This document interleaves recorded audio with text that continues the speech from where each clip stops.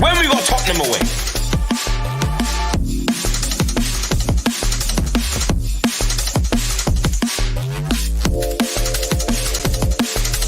Tottenham away. When we got Tottenham away.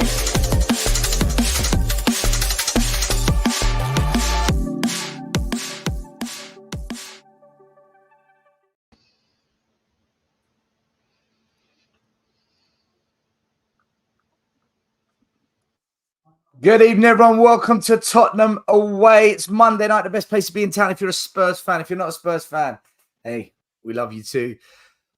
What can I say? What can I say? There's so much to talk. It almost feels like no matter what we do every week, there's so much to talk. There's so much to talk about, right? It depends what side of the fence you sit on. Either you're a Spurs fan who thinks, hey, calm. Or you're a Spurs fan, that's it. Game over. This is where it all ends. Or you're somewhere in the middle where you're calm, but you want to blame the manager for something. We're going to get into it. We're going to discuss. We've got Maz in the building. How you doing, my man, Maz? Good, mate. Good. Well, I'm not good, but I'm good. He's not good, but he's somewhere in the middle. Somewhere in the middle. Yeah. JP, how you doing? You're on mute, mate. Don't tell him. Why did you tell him? Oh, man, we could have watched him just go on for like a minute. Chat away for ages and nothing happened. I am. Somewhere in the middle. No. It is what it is, isn't it? We know, yeah, I'm sure we'll get into it. And obviously I did a watch along and it was like it was painful. But what can we expect in a way? But yeah, looking forward to jumping in there, man. And then we've got the eating, drinking, burping, hiccuping, Iggy. Yeah, I mean, it's dinner time. It's always good when all I'm going to say is it's always good when the belly's full. Hey. Always good. I wish you you know how I am after the game. Oh, I thought you was asking me how I am now. Listen, I wish you had that same approach with Ndombele. Next question. What do you think? Ndombele would resolve the issues of our team right now? No need to panic, guys. No need to panic yet. Big up to Carl Vineyard, channel member. Thank you so much, Carl. Big up to you. We've got Brian in the house. Got Adam, Foldbox. First time I've seen you. Thanks for joining. Disabled team, big up. Adrian's in the house. Roy. We've got 3SS Sports, Luca 14, Scorpions for Life. We've got William Leone, Sammy and the kids, big up. Ryan Busy, Jason, Frank Ferguna. I'm sure he's going to mud us. We've got Baz. We've got Yura Kaif. Good to see you. Benjamin, Chris Agomba, OG viewer here. Big up, man. Big up, Chris. Ian Collins, Language Angels, channel member, big up to you. Mark's in the house. Big up, Paolo. Spurs 72, Conrad. How you doing? Hope you're well. JJ in the house. Michael Zito. Custom Spoons. I love these names. And Chris Horry. Guys, we've got 100 people watching already. We've just started. Bonsoir. Cheers, Ryan Busy. All the way from France. Yes, smash a like, subscribe to the channel. Appreciate everything you do. Okay, boys, let's go. Let's go. I mean,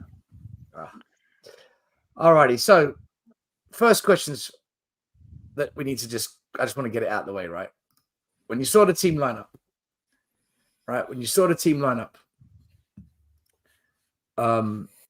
Vicarian goal, Pedro Porro, Eric Dyer, Ben Davies, Royale, Højbjerg, Basuma, Sarr, Kulu, Son, Johnson. And then on the bench, Dorrington, Phillips, Skip, Benson, Caller, Celso, Hill, Donnelly, Liz. What was your initial thought when you saw the fact that it is a Dyer and Davies combo at the back and not Gio, not Benton Gore, but Højbjerg comes in for the missing Maddison? What did you honestly think was going to happen when you saw that? Maz, you always seem to go last, so you can go first this time. So I'm going to first say sorry to Iggy because I remember distinctly on the last Monday night or Friday night it was that I said that maybe he shouldn't try the kids. So sorry, Iggy. Oh, I got it wrong on that one. It's your fault. However, It's your fault. where I did get it right That's- was when I said, can you imagine Davies, Dyer and Højbjerg passing it around the back? And I was very pessimistic with what our result was going to be. I did predict a 2-1 to us and we'll just narrowly win, but obviously I was wrong on that one. What did I expect when I saw it? Well, I was filled with dread because I was really hoping that Davies would be on the left and would play Emerson in the middle purely to avoid that dynamic duo that is Davies and Dyer in the centre. I thought that I thought it would be a dead cert that Emerson would be centre back on the right hand side, purely because he's done that for us before. I know Davies has played centre back before, but just those two is just horrible. So yeah, filled with dread when I saw it. Filled with dread. JP, you were doing the watch along. I jumped on just to do the team lineup with you, the starting lineup. I mean, do you want to remind us how you felt when you saw it? Initial thoughts were beep beep beep beep beep beep beep beep beep beep beep beep. Beep, beep, beep, beep. Yeah. Listen, it just made me laugh in a way because we literally we did our Monday, Friday show, and it was like we had a great big debate about Bentacore or Geo in the middle, and like bang, kind of like the Celso was put in there. He went safe, didn't he? It's almost like I don't know if I'd say he didn't have the kahunas to chuck a couple of kids in, but he's obviously watching the kids, right? So he knows best. He went with what he felt was tried and tested. Unfortunately, we've been through the tried and tested longer than he has. But I'm broken. We're broken. Gotta trust him, man. Well, not everyone is trusting him, JP. Not everyone is. Iggy, when you saw that starting lineup, did you jizz in your pants at the excitement of watching Højbjerg, Dyer, and Davies getting over the line, or did you just bring that line up again, man. Just bring it up a second, because we all look at the website, don't we? Or just look at the photo. I know, Eric Dyer. I know. I mean, I saw that before I saw the starting lineup. Doesn't he look like a chiseled young man? I saw his photo before I saw the lineup, and from then I just breathed a sigh. The reason why, look, the reason last Monday I was saying play the kids. I was saying it because I have nothing more to learn from the players that we ultimately ended up playing. I want to say this though. I thought Davies had a good game. I thought out of our defenders, he was the one I thought deserved a bit more. From Dyer, I have to. No, I don't. He did what he does, doesn't he? But the thing is, given the context of the situation, given the what ultimately we had to play in the back four, I thought he was the better out of the lot. I thought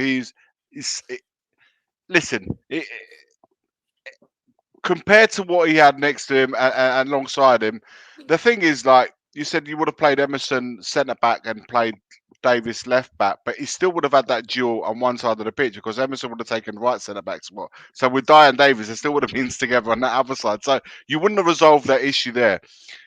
The issue for me, when I have nothing more to learn from anything, a situation, I don't then represent it. I have nothing more to learn by playing Davis, by playing Dyer, and Emerson in the back four because it's been tried and tested. Big up, man. It's been tried and tested. I've seen it numerous amount of times in last season's team under the old manager. I don't need to re-see it. So for me, I'd rather learn something new. If I'm going to take the hit off of one game because I'm in an emergency situation, I take the hit.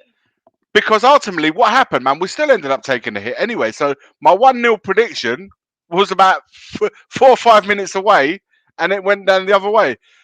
But I don't just hold the players accountable.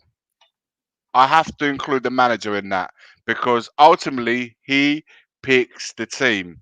No, don't do that. Whilst I don't hang on, no. Whilst I don't blame still, I don't blame him for having the players, the crop of players that we do.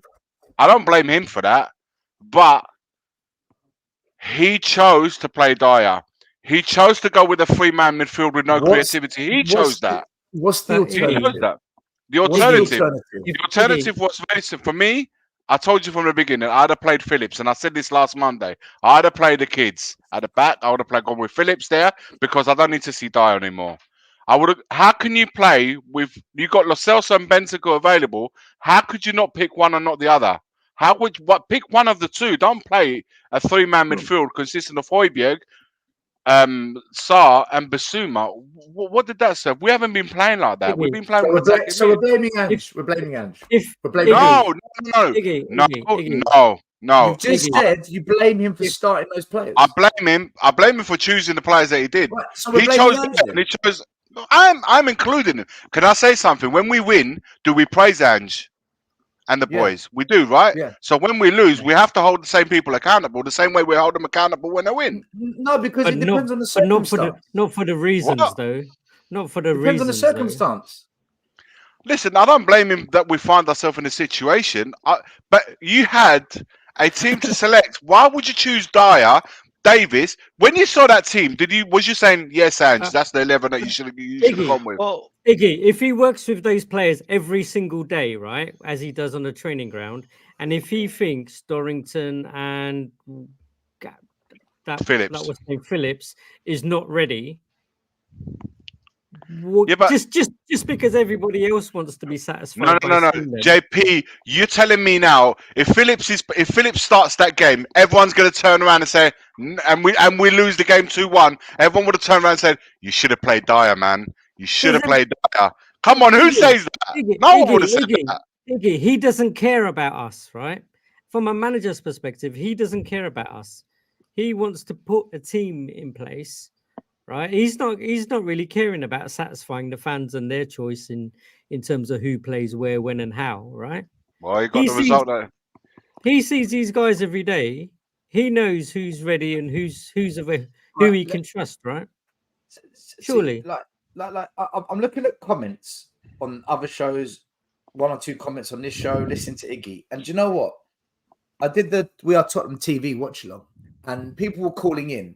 And I sat there literally like this doing the calling show like this. Because I gave up.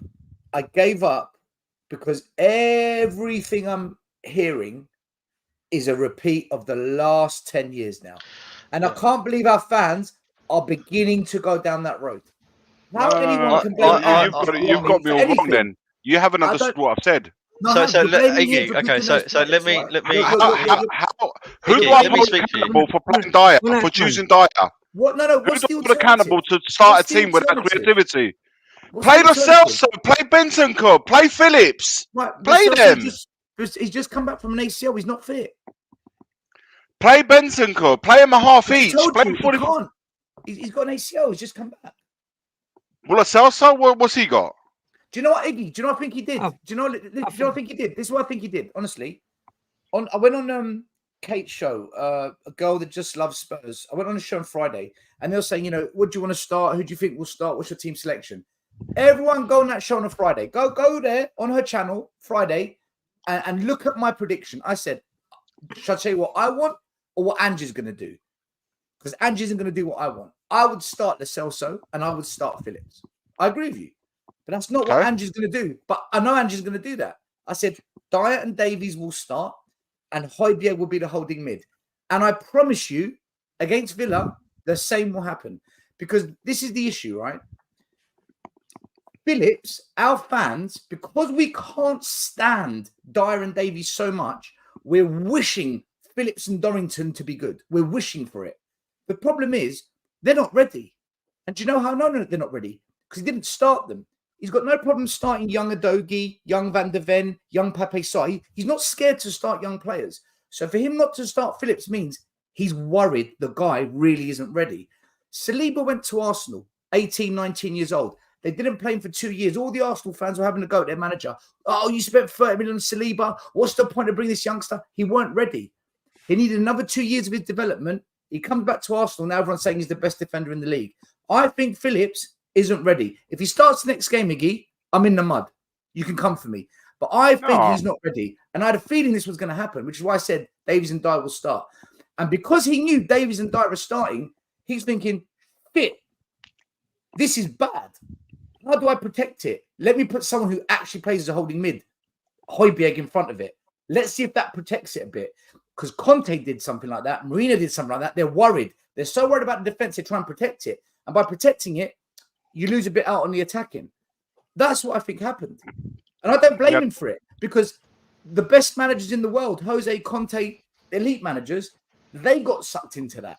And that's what I think happened. We had one shot on goal. But still, that's what I think there's something wrong with that isn't Theo, Iggy's point. Iggy's point is that if we're gonna if we're gonna praise Ange for making X team selection and playing a certain way, then when he picks the team, he also has to take accountability and the blame. That doesn't mean it's his fault. But what choice has he got? That element of it, sorry. But the problem is, what choice has he got? He's left. Yeah, with but that's Doug. a different question. Yeah, but that's we can't not the point. him. That's just a different question. Maz, if you're a builder and you came around to build me a shed, and I gave you 10 nails and half a hammer, and you don't build the shed properly because you ain't got the tools, and I said to you, oh well, Maz is the one that chose to do this. No, I agree. I know where you're going with this. I agree, but then it happens every year. Also, every manager. No, you know, I know. So let me say my point, right? I think that there's multiple things happening at the same time, right? And one of the things I wanted to say when I came on, and I was going to say, and I didn't, I bit my tongue, right? Was how many times are we going to go through the same thing happening again and again and again? My point. Every season. I think we've been talking about this for the last 4 years, right? Or 3 years since Jose, right? And last chance for this manager, last chance for that manager, last chance for this. Same thing happening again and again and again. But what makes this even worse, that the fact that it's happening again, is that every manager is repeating exactly the same mistake that the previous manager did. Is it a mistake? Well, then we can debate that, right? But and the thing that I don't get is you let, not that Sanchez would have made any difference, because I don't think it would have. Although you could say it might have been slightly better, but who knows, right? But why sanction Sanchez to leave when we didn't have any cover really, apart from Dyer, which we know Dyer just doesn't suit that system whatsoever? Why buy in Phillips if you're not willing, when all the defenders are injured, to give him a chance, right? And I think that's the angle that Iggy's coming from, and that's where I'm a bit annoyed. But I'm not annoyed enough to forget what Levy's done. And I hinted at this on Friday when I was really negative about it, and I don't remember exactly what we were talking about, if I'm honest. No, you said you wanted to see 3 or 4 more windows before you buy into the fact that's that it. Yeah. And you know what? For me, nothing had changed. I think on that statement alone, I think we're on the same page. I haven't changed my mind about the board. Don't get me wrong, I haven't. But if Dyer, I honestly, guys, he is not featured in any of the games hardly ever. Until Chelsea, he hadn't featured a single game. I'm thinking, why would we go and dust him off again what are we gonna learn from him? What did we learn? That in the final minutes, what did he do? What did he do, man? Sorry, there were fans in our fan base after the Chelsea game saying Dyer actually played quite well, didn't he? But don't make me swear, man. I don't know. I want to get into swearing already. But anyone can say that in isolation. Iggy, but do you accept a little bit though the fact that if that manager sees the young kid every day, Phillips, and he doesn't think he's ready, and he's got a able-bodied first teamer, let's say, that's there, he's chosen him, isn't he? But are we blaming him for choosing an experienced person over a young kid who he doesn't feel fit? No, he's in a lose-lose, isn't he? That's the problem. That's what I mean. If I'm going to lose, I think I'd be more willing to say, you know what, I'm going to allow the kid because he was put in a situation of emergency away to a game following a defeat. I would allow it. I would have said, you know what? Yeah, all right. The kid might have, he might have not been ready, but we didn't get to find out if he wasn't ready or not. We didn't get to see it because sometimes I say it, man. Sometimes kids can surprise you, but at least I would have gone in not knowing what I was going to get from the kid, than going into a game knowing fully well what I'm going to get from this Dyer. Dyer's going to give me experience. It's not going to give me. It's not going to give me anything else. That's what I'm saying. That's us, right? If he knows what he sees this kid every day, surely he understands when he puts that kid in the situation of 30, 40,000 people, quite possibly he would freeze. I don't know. He obviously played for Blackburn. He has played in the Championship, though, JP. He has played in the Championship. He hasn't played in the Premier League. He's played in the Championship. He has a feeling of fans, 20,000, 25,000. He has got a level of experience. I know, but this whole thing, and I think just going back to what Stell said about the fact that we know that those two are so crap, we kind of want to see something different, right? It's the same thing last season when we got that guy from that right wing back. And Conte didn't play him, went out on loan. Jed Spence. Yeah. You know, try something different. Let's see what he does. Let's see what it. Also, this thing about playing Højbjerg, because hang on, this thing about playing Højbjerg, I'm not sure. Did I go for? Am I still on? Yeah. Go on, that's better. Right, this thing about playing Højbjerg, I'll say it again. This thing about playing Højbjerg because he wanted to offer extra protection, but whilst you're trying to protect the defense, you've got nothing in attack. We've had one shot on goal the whole game. So the way I see it, the best form of defense is attack. Play your attacking midfielder. If it's Bentancur, if it's Lo Celso, if you don't feel like either of them have got 90 minutes, play them 45 minutes each. He's not fit. We're saying things that he played half an hour against Chelsea. Half an hour, yes. What's half an hour? We had this on Friday, for 55 minutes. 60 minutes. And we 1-0 up. Iggy, they came and then play Bentancur. Iggy. Play 60 minutes and 30 minutes. They came on when we were 1-0 up. We still lost, and they were on the pitch to create. What did they create? What did they do? They both came on. They both came on. And what did they do? They both came on. And what did they do? Yeah, but we are talking about starting lineup. We're not talking about a game that they had so many chances they couldn't finish their dinner. We were 1-0 up without them, Iggy. We were 1-0 up without them. We were playing shit even when we were 1-0 up still. Right? They couldn't finish. They had so many chances to score. Okay, my point is though, right? You're saying for one of them to start. We went 1-0 up in 5 minutes without them on the pitch. What happened was if you're Wolves, let's just say you're Wolves. What happened was the whole team played badly. If I'm going to be honest, Brennan Johnson, after he scored, did nothing. Son was anonymous. Kulu had good moments. That was it. Pape Sarr didn't have the best game. Basuma had a horrendous game. Where was the creativity to let off the one? Yes. Geezer, they all played badly. Yes. Basuma had a horrendous game. But we're The not talking about how the game went. We're talking about the starting, how we start. Yeah, but my point is, fans are saying, started well, right? Celso, Went 1-0 start up. Phillips. I don't think anything changes. Starting I lineup, think I'm the whole referring team to. was that bad. The whole team was that bad. And Still. there's certain individuals like Højbjerg, Dyer, you could say they were the worst of the lot, along with Basuma on the day. That's the point I'm making. We're just looking for But if you're Wolves, if you're Wolves, and you see that starting lineup, you see that back four, you see 3 holding midfielders in the middle of the park. If you're Wolves in front of your home crowd, do you not smell blood and say, you know what, let's go for it? Yes, they went 1-0 down early on. Yeah, they did that. They did, but after that, what happened? If I saw Phillips and Chicken Royale, I'm thinking that.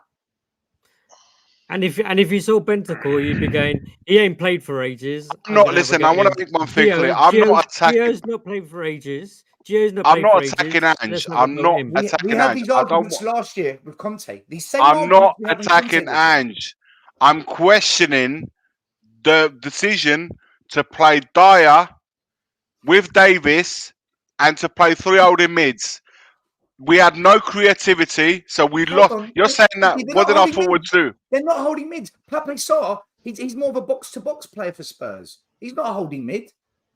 Basuma, he tends to travel with the ball as well. How many attacks did Sarr do? Or did he feel that? Did he feel that void? Yeah, but that's my point. He didn't play well. But still, right? But why not? But this is what I don't understand, right? Is if you're going to keep Lo Celso and you're going to play him at the start of the season in all of the friendlies, right? Yeah. When Maddison gets injured, and this is his opportunity. It's happened like 2 or 3 times now. Yeah, there's something wrong there, man. Yeah, right.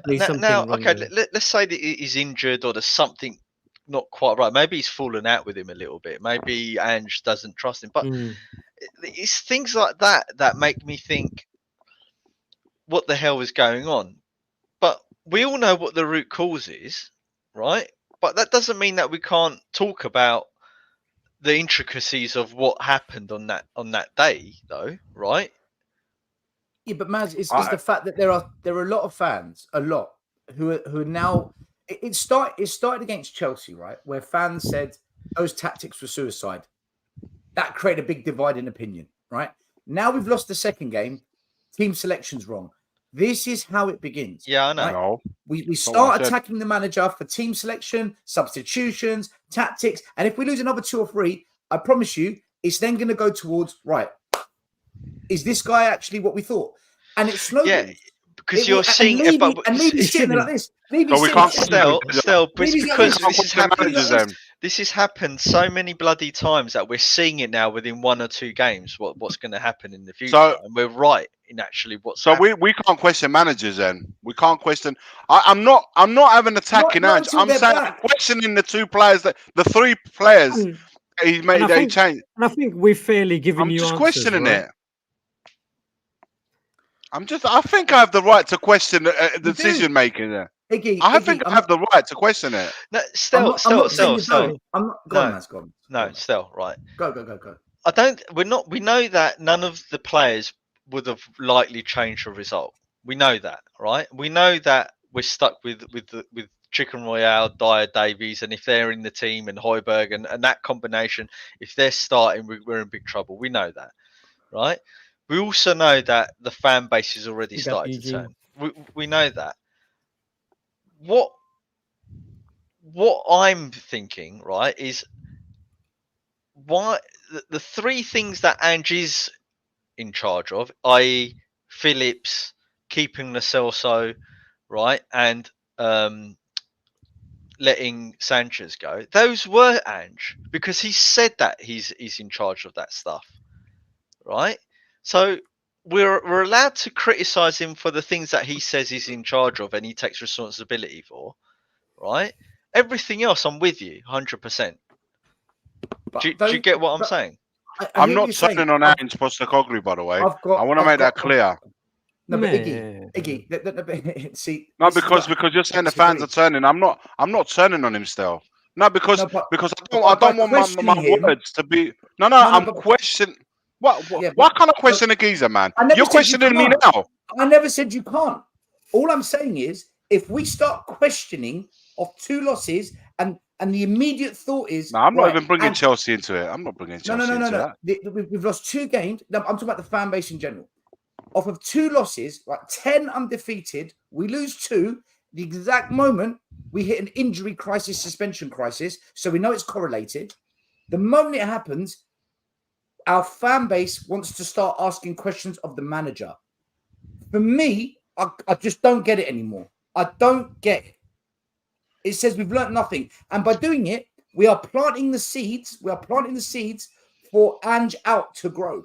This is how it begins. I've been here before. No, I'm not doing that. I'm not doing that. You've got major PTSD for one. I'm not doing that. And you're traumatized from the We Are Tottenham TV show. What happened that day? Because I was with you, I was traumatized by it as well. I couldn't believe what I was hearing as well. I didn't see it. I will admit I didn't see it.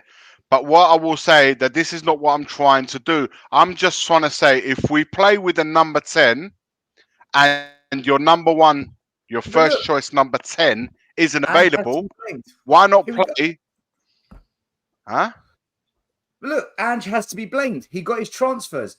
He didn't get his transfers. He wanted 2 centre-backs. You telling me he didn't want No. We're going too far that way now. I haven't.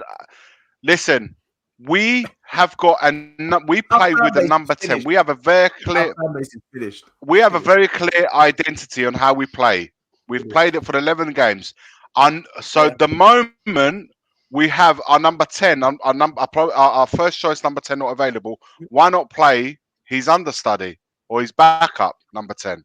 Why not play him? But I don't think he feels that you got a backup number 10. I don't think he feels him though. I don't think he feels him as his direct replacement. Okay, then why is he still at a freaking club? Say to him, he's not. Why is Why is Davey still at the club? Why is Sessegnon, Richarlison? Why are all these donkeys still at the club? Do not select him. Do not have him on the bench. Don't have him on the bench. Why they're still at the club? I said that Friday, Iggy. Because they're on low wages. Why have him on the bench? He's not available. He's not part of my plans. Dyer has not been in our squad all season. He's not featured in any games. Why is he starting to feature now? Why? Why is he featuring now? We're not. It's not like we got no other centre backs. As an alternative, there's a 19-year-old kid who hasn't played either. Exactly. Do we just chuck him into the lines then? I'd rather go with that. I'd still rather go with a kid because I just don't want to see Dyer. I would. But that's what I'm questioning. I'm questioning it. That's my point. And that's my point. Iggy, look. But he's a professional manager. Let me show you something. Right. He is the manager. I saw this tweet, right? I saw this tweet. Problem is, our fans are tired of Dyer and Davies, and they wish that Ashley Phillips and Dorrington are better without actually having seen them. They're kids. I'm sure they they're will investments. Be in time. They're investments for the future. We Always can't rush for the them in and future. destroy their confidence yet. It's Levy's fault for not bringing in centre back in depth. And that's I read that. But we said that in the summer. Window, right? We said that in the summer. We needed 2 centre backs. We've always said that. We're all in agreement with that. I'm not blaming Ange for that. We said we needed 2 centre backs. I don't listen. The transfer whole situation that we bring do 2 centre. That's on a club. That is on a club for not bringing him in. We brought Van der Ven. We should have brought number 1. Now that's locked. Yeah, now, we know who's to blame with that. I'm not sure. Yeah, of course. We're not shelving away from the blame that the club done. They've got a lot to blame. I'm going to look at them in January as well. I will be looking at them in January and in the future transfer markets, like Maz alluded to earlier on. But right here, right now, what are we going to learn from playing Dyer, Davis, and Emerson together? You know already that's almost spells a defeat alone by playing him. Some people may say we was only 6 minutes away from a win. The contradiction is, there's a contradiction in that tweet. It would have been totally different, right? But there's a contradiction in that tweet because I've seen a few of the guys in the chat, Scott and everyone, saying it's 100% bang on, and I get why they're saying it's 100%. Scott only came back because we're losing. He went missing for 10 games. Do you know what? Right, I did think hear of me out. Shootin this morning. Right. Actually, I did He think of became Right, a hear channel me out. member. He became a To channel member balance, today. to, Now we're in the mud. He's a channel member. no, to balance things You out, gotta love him, innit? Matt, You gotta big love up, him. to balance big up. things out, and I said this before we went live, and I don't have a problem saying it to all the guys that are watching now. Before we went live, I said there are people out there, and I'm not even talking about rival fans because I'd expect that from them, Arsenal fans and so forth. I'd expect that from all our rival fans, but there are people in our fan base. I'll include content creators as well that have waited for Spurs to lose to all come back with force. I have no problem in saying that. I'm But here's the positive of that contradiction. because I've But seen here's the it for the last couple contradiction, of days. Iggy, right? It's up to them, innit? Let them deal So, with. so still bring up that Stupidness. tweet, right? Okay, fans are tired of Darren Davies. True, Yep. right? We should. The whole club should be tired of those two, right? We wish Ash and Dorrington are better without actually having seen them, right? Well, Yep. the first thing I say to that is, well, let's see them then, right? Thank you. First, and when are we going to see them? Right, then the future. this is the bit I've got a real big problem with. They are kids, they're investment for the future. We can't Future. rush them in, right? Yep. But I thought the whole point of building the squad and starting again, which is what Ange is, a full reset, was to get rid of all the dead wood, right, and sow the seeds of a team for the future now, right? If you're not going to present. introduce them now, then what's the point? Because Well, we bought, for example, no, we I bought can't say- Dele Alli in and thrusted him straight in the team when he was young. Right. Maz, how long has Arsenal's project been going on for under Arteta? 4 years. Okay. That 4-year project, it was to get rid of the deadwood and bring in young players and buy some players that are young. And Yeah, when did Saka come in then? No, wait, hear me out. William Saliba was bought at the beginning of that process, but wasn't introduced to midway of the process. I honestly believe that is kind of what we're doing with Phillips because he's not ready. And that must be the answer because if you look at Don't call him up. Don't bring him in the first team. You have to, Iggy, because then there's I don't want him in the first team. No, I don't want him in the first team. Don't put him in there. That's stupid. No, that ain't stupid. But still, you can't. Stupid is calling him up and not using him. Stupid is playing free holding mids when you got Bentancur and Lo Celso on the bench. That's stupid to me. No, it's not because if you are in an absolute emergency scenario, you need a centre back on the bench. To do what? Still, we had the worst back four, right? We had the worst back four last season. Yeah, you can't keep those guys in. If he's not ready, why are we playing him? Play Højbjerg. No one. Play Højbjerg. Emergency. That's why it's an emergency. Yep. We are an emergency, in case you hadn't noticed. We're an emergency now. What, with Davis and Dyer at the back, we're not an emergency. We're not. You, Maz, JP, me, we know in our world, it's an emergency because we've been here before. Ange ain't been here before. Ange has not been here before. Look at his history. So to play Phillips, we have to be in emergency. So we have to wait for Van der Ven, Romero, then we have to wait for Dyer and Davis, then it's Phillips. Now you're turning it into home and away. Neighbours, right? No, why? It's emergency. When does Phillips play? Iggy, when you're 2 points off the top or 1 point, whatever it is, it's not an emergency. It's not, right? If we lose 4, 5, 6 in a row, or if Dyer Davies get injured, you bet that he will have to pull the trigger and play one of the kids. He's going to have to, right? But the emergency was at the start of the season still. But he's going to know he's not ready. But the emergency was at the start of the season. That's why we brought Ange in. In your eyes and my eyes, it was. In our eyes, it was. Yeah, but that's all. We don't think like the club and like the manager. We're slightly different, aren't we? We're fans. That's the point. But from my point of view, right, the emergency was at the start of the season because we shipped in 63 goals with that back four, right? Now, if we're going to build a team for the future, right, which Ange just started, right, by bringing in Vicario, the future needs to be speeded up. Madison, right? You can't build for the future whilst keeping those donkeys in the team because In they the present. destroy everything they touch. Our fans did the same thing with Troy Parrott. Why don't he start him? We don't score goals. There's no one up front. This is a joke. He brought him in and it went to shit. Mourinho was absolutely right. Yeah, So, and the fans who was Parrott replacing though? Ange is right. And Ange is right if he doesn't feel Phillips ain't ready. Yeah, we never I tell you why it's different. do you feel because Dyer, Parrott was replacing David, a forward. Emerson, and Paula was the right thing to do? That was the right thing to do. That was the right thing to do. Play that back four was the right thing to do. Let Maz finish speaking. Go on. Go on, yeah, Maz, go on. Finish. I was going to say that the difference in that scenario is that Parrott was thrusted into the team to replace top class forwards that we already had. I would rather him thrusting young players to replace the donkeys that we know are bad for the last 5-6 seasons. That's a totally different scenario. You're right, but it's a totally different scenario. If Loriente was fit, he would have started ahead of Parrott. Yeah. But he wasn't, right? And it's the same now. You're going to go with experience. Yeah, we know they're donkeys. Well, listen, I can't stand Dyer. I've called these chumps out for years, man. For years I've called them out. When I saw them start, I dropped on the watch with JP. I said, I don't believe it. I feel sick. I actually feel sick. And then I said to JP, you know what? Phillips ain't ready.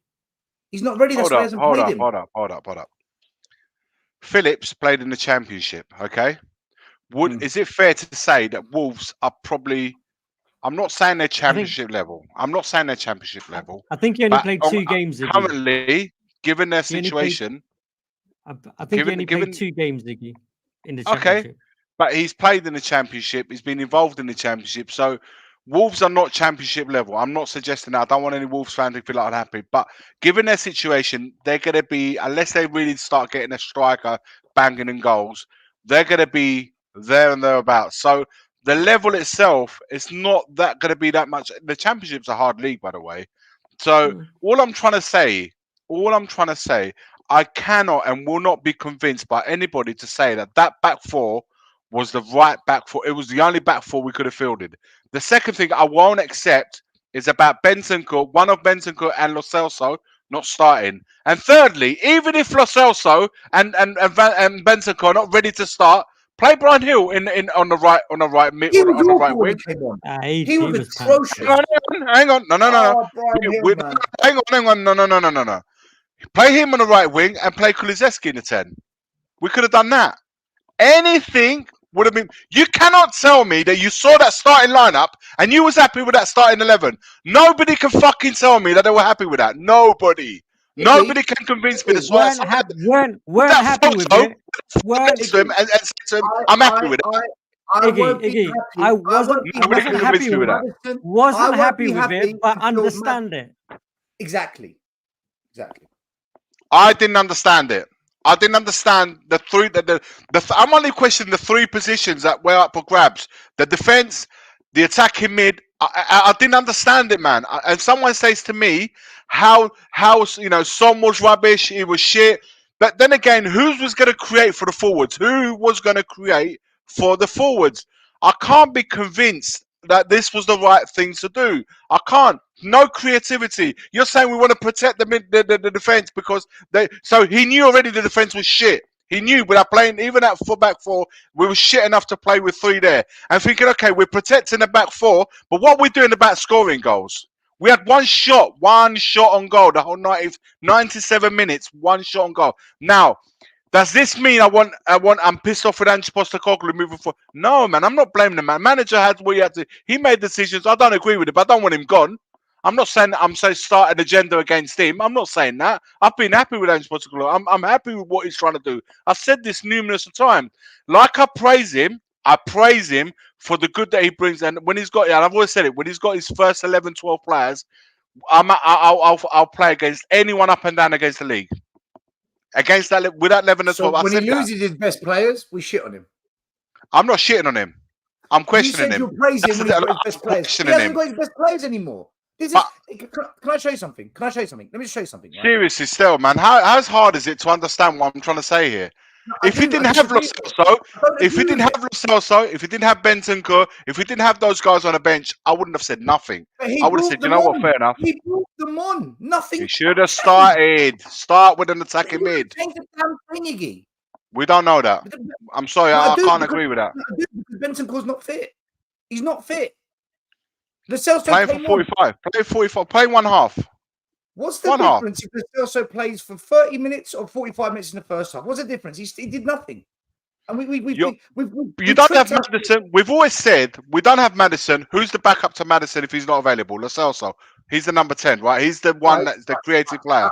Then why would we, at the moment we don't have him available, why would we not play Lo Celso? If he doesn't like Lo Celso, don't include him in the squad. Let him train alone. Let him train alone.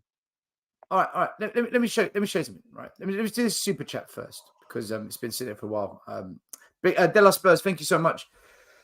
Ange will reset the squad, but he still has to prove himself to Levy. If he just threw his hands up and chopped and changed, he would not make it to the next summer. Ange will trust who's proven here and now. Della Spurs, thanks for sharing your opinion. Right. Let me ask you a question, right? Let me ask you a question. I'm gonna read out something to you. Right? I'm gonna read out something to you. Sorry, everyone. I should have had this ready. Very unprofessional. While you're doing that though, so I'm just looking at the championship, Iggy, for Ashley Phillips, right? Total matches played 8, started 5, 56 minutes per game. Clean sheets 0, interceptions per game 0.6. He's not ready, man. Tackles per game 0.5. Right, hear me out. Ready? Okay, ready? Tell me if this is a good team.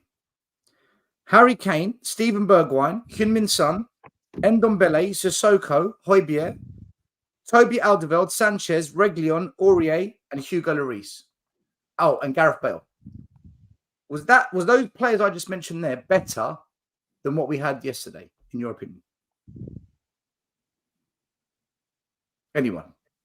On paper, yeah. Yeah. Okay. Right. One more team.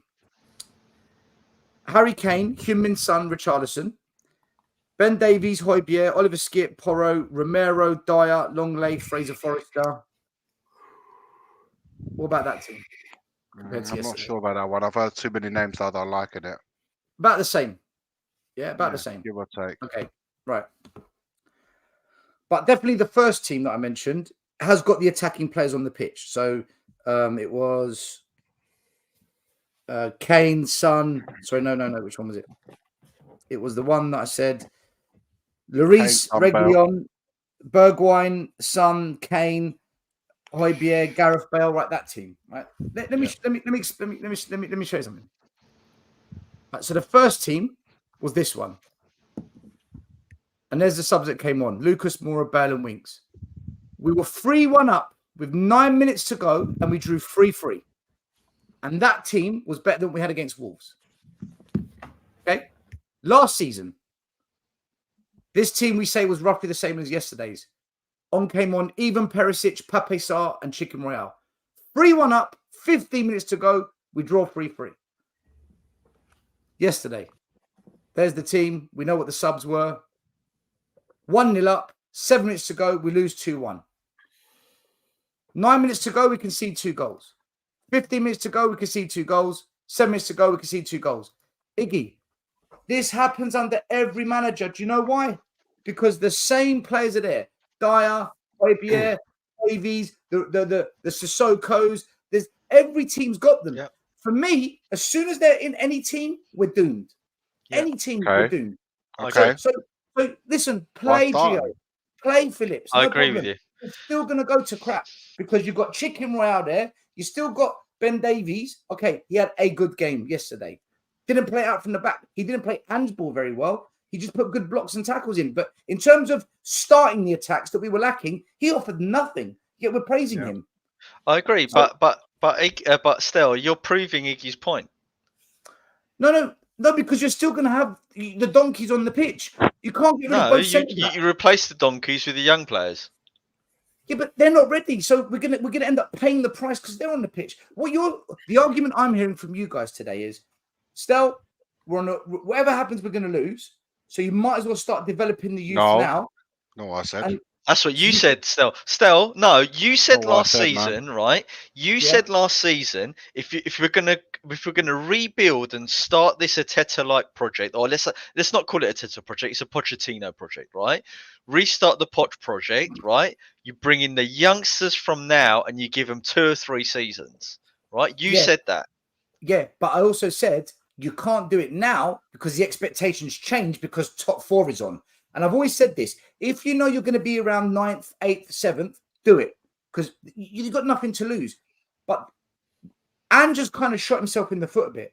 This brilliant start, the best start we've had in like 60 years, has changed the expectations across the fan base, the mood in the stadium. Didn't change mine. That's why I was negative about it. Because I'll give you that. You not yours, but for most fans, I changed my expectation. I said, you know what? We are in a top 4 race, and I still think we are in one, by the way. But once the goal changes, you can't. I'm really conflicted because I agree with both of you, right? I can argue either one to the end of time, either one of your points forever. I'm just, I can't believe that we're talking about this stuff again.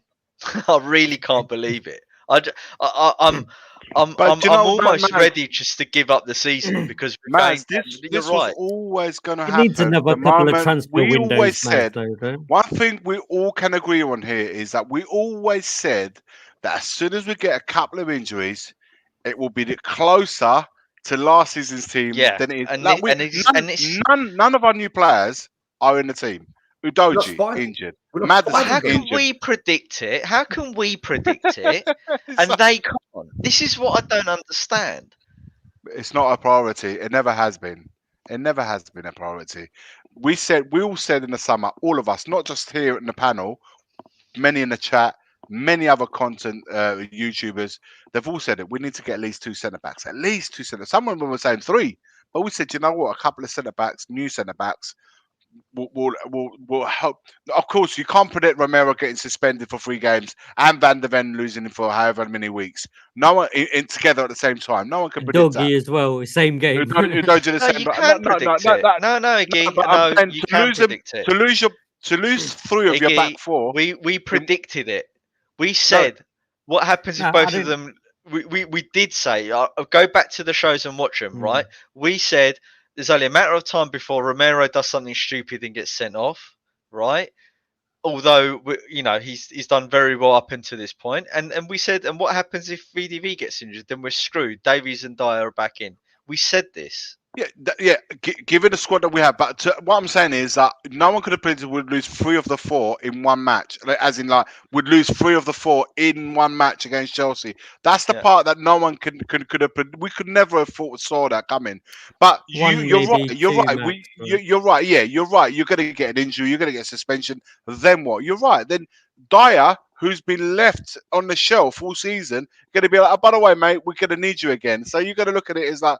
And given that, and given his situation where he's unfollowed Spurs, he's written himself any association between him and Spurs. So already in his mind, in that mindset, he's playing because he's a professional and he's been paid by Spurs. But in his mind, he's not in that Spurs world. So already, plus I'm fed up of seeing him in a Spurs shirt. But on top of that, when I know all of this, how can you go and present him? How could you come and then present him in a starting lineup at the first? So just say, do you know what? Fuck him off. Play Højbjerg at the back. Play him at the back with Davies. I'd rather have seen that. Then I say, do you know what? We're not going to play Phillips because he ain't ready. Don't call him up. We're just not going to play him. We'll put Dyer on the bench and you play Højbjerg at the back. I don't care. Just don't do it. Don't do it to yourself, man. You can't play Højbjerg at the back. He's not a centre back, Iggy. Why are we going to? You put square pegs into square holes. Why? Because why? Is Dyer a defender? Is Dyer a defender?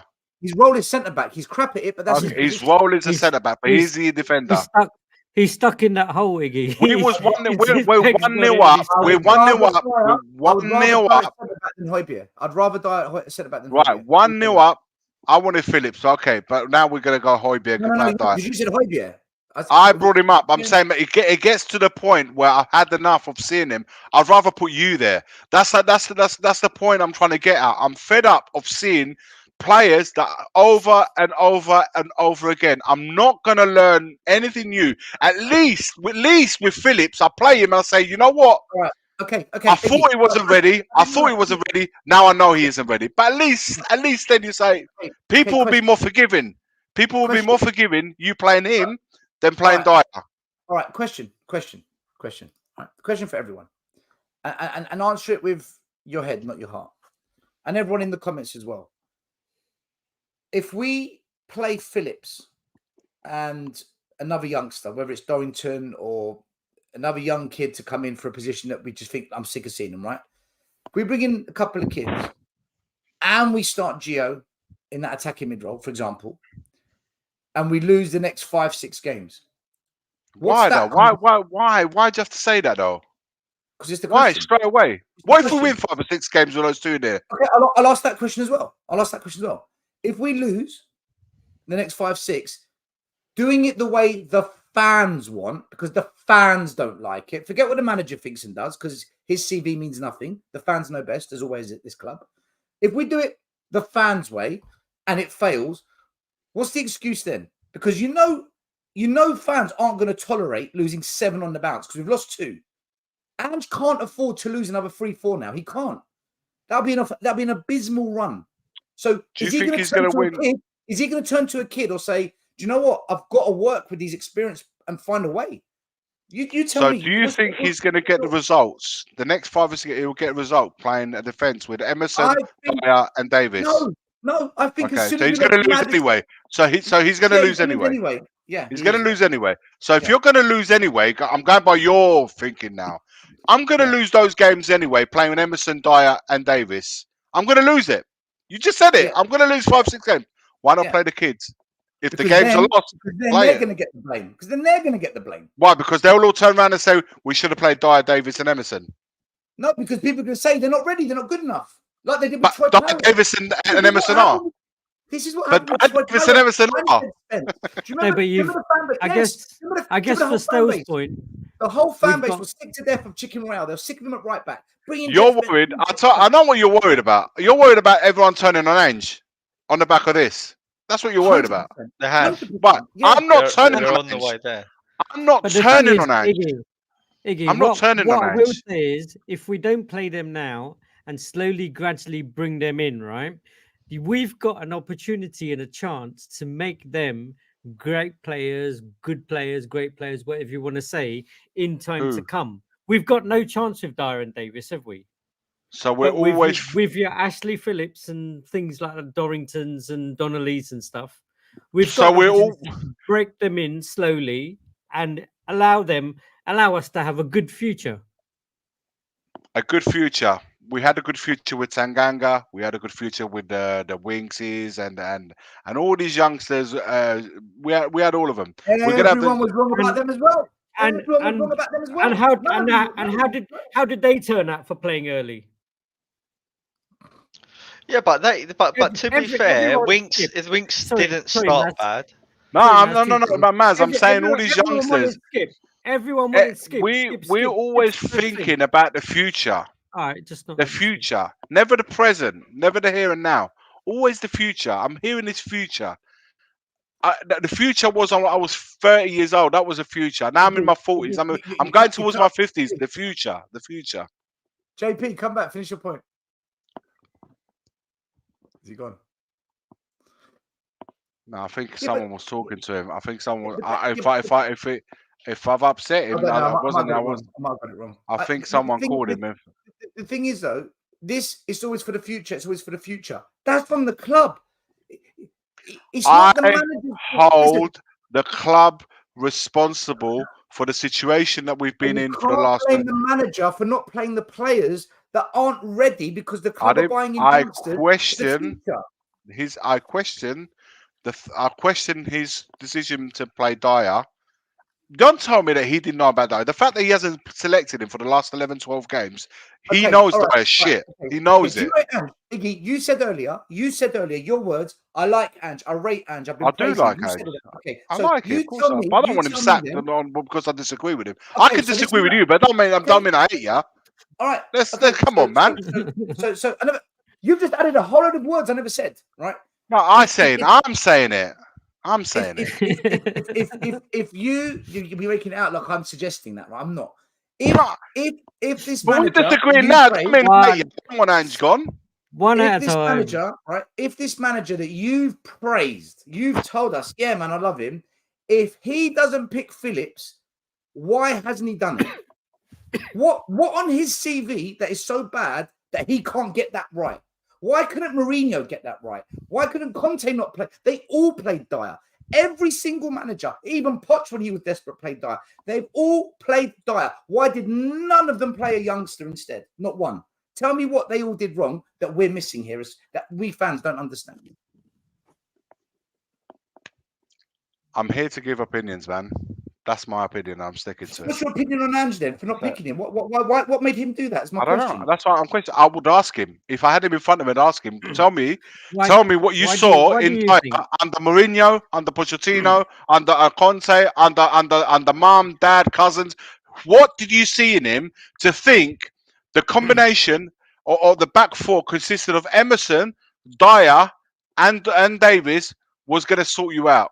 Was going to see you through this Wolves game. People would turn around and say to me, "It was 6 minutes away from winning that game," but in the game management, in the moment that they needed to really fucking close the game, say, you know what, let's hold it tight.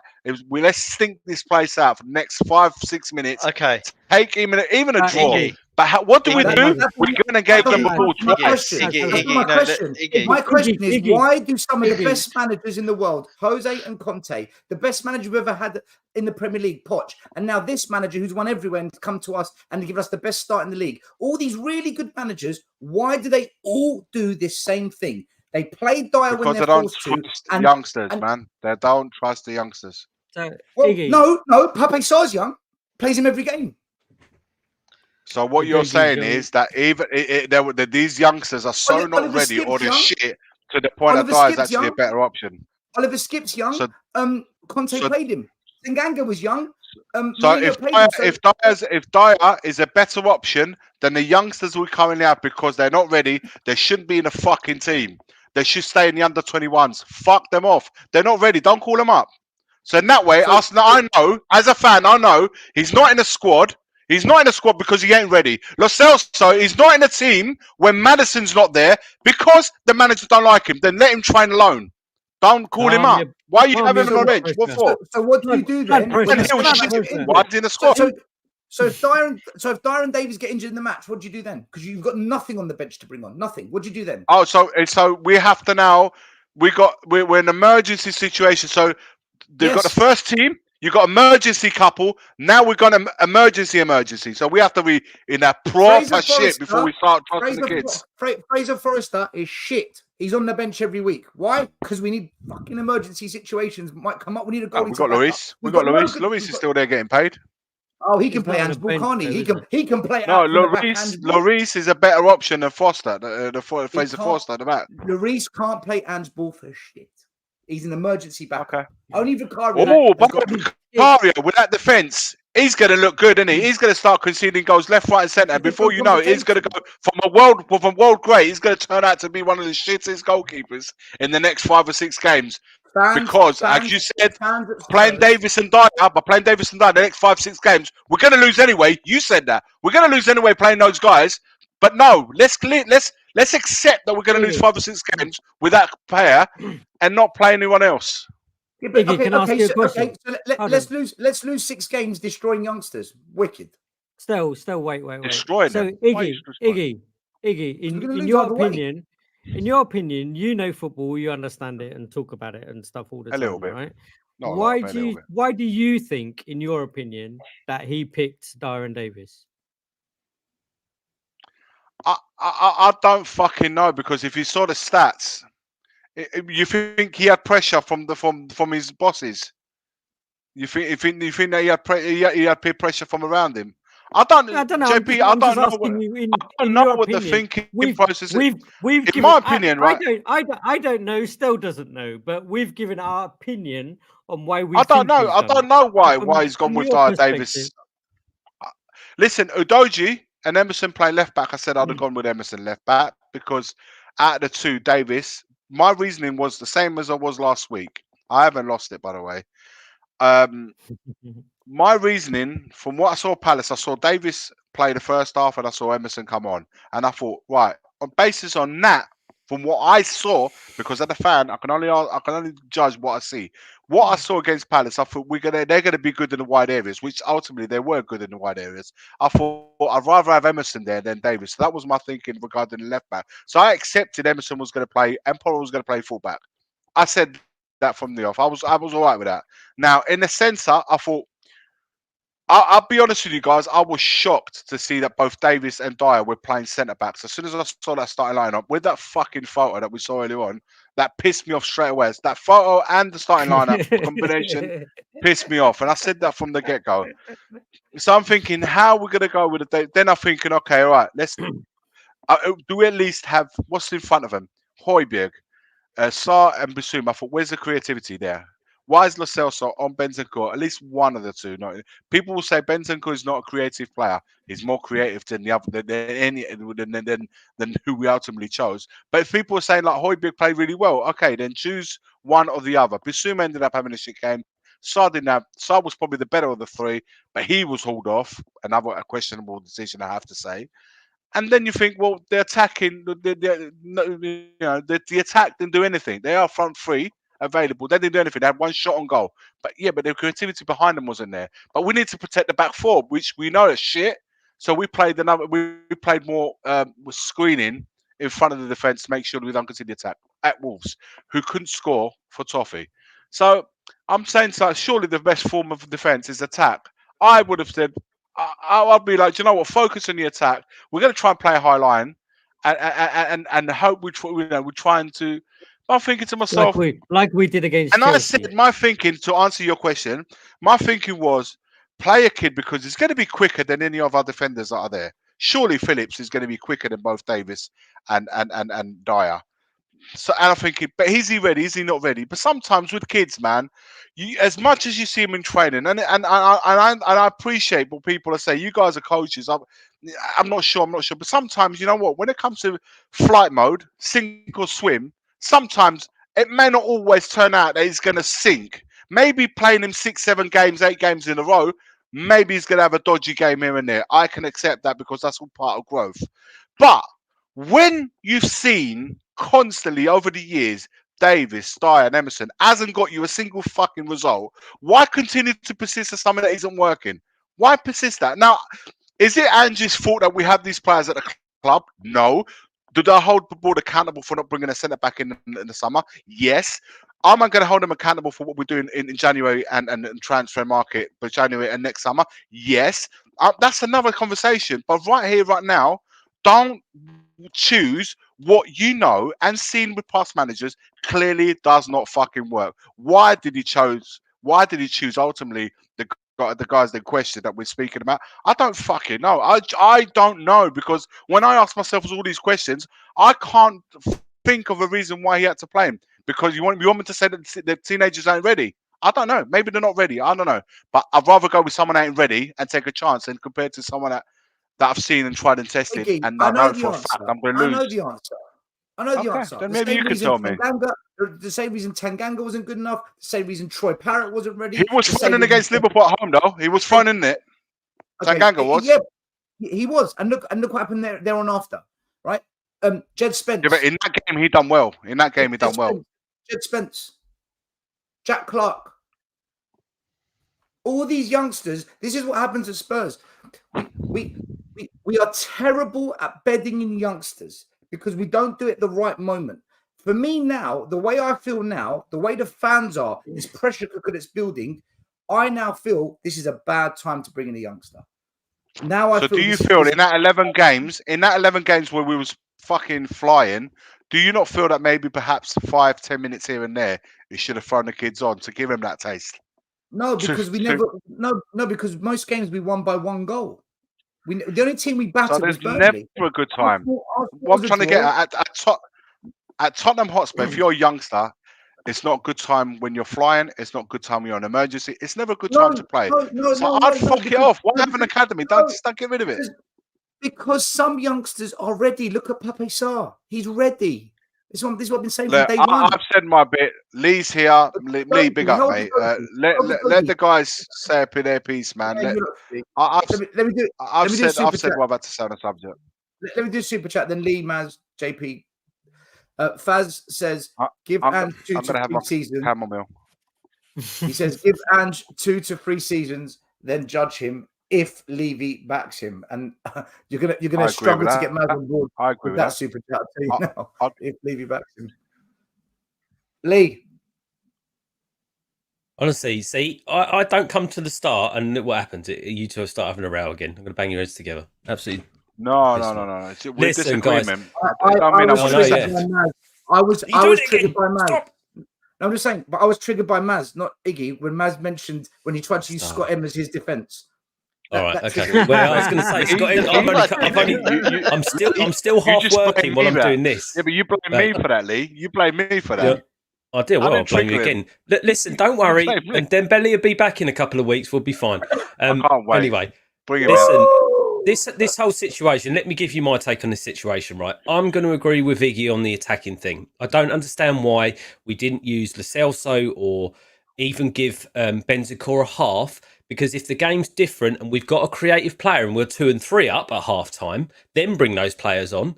And then mistakes happen, then you can see that. But we didn't give ourselves a chance because we had 3 minutes of greatness. We scored a goal, and then all of a sudden it was a totally different game. So I get what he's saying at that point. In terms of the defence, let me give you my thoughts on this. I have been an advocate for playing these kids in the first team in the right situations. For me, the right situations are like the lower tier cup games, etc. Unfortunately, I would have rather seen like Phillips or Dorrington play ahead of Sanchez against Fulham or someone like that, because that's a worst case scenario. That's even worse than Dyer. But we didn't do that, and now we're out and we haven't got that run.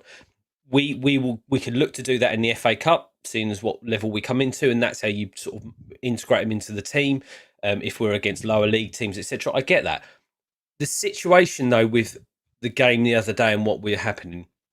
For me, the only valid situation to play these kids is when you've got someone competent next to them. If Romero was playing, I would have rather seen Dorrington play with, not Dorrington, but Phillips play with Romero with someone next to him who is competent at that position. For me, Dyer, Davis and Phillips at the moment are all on the same level. So I would never chuck Phillips in with Dyer. He's a replacement for Dyer. And while that's the only other option, if Davis is the other option, I wouldn't start with him. I would go with experience.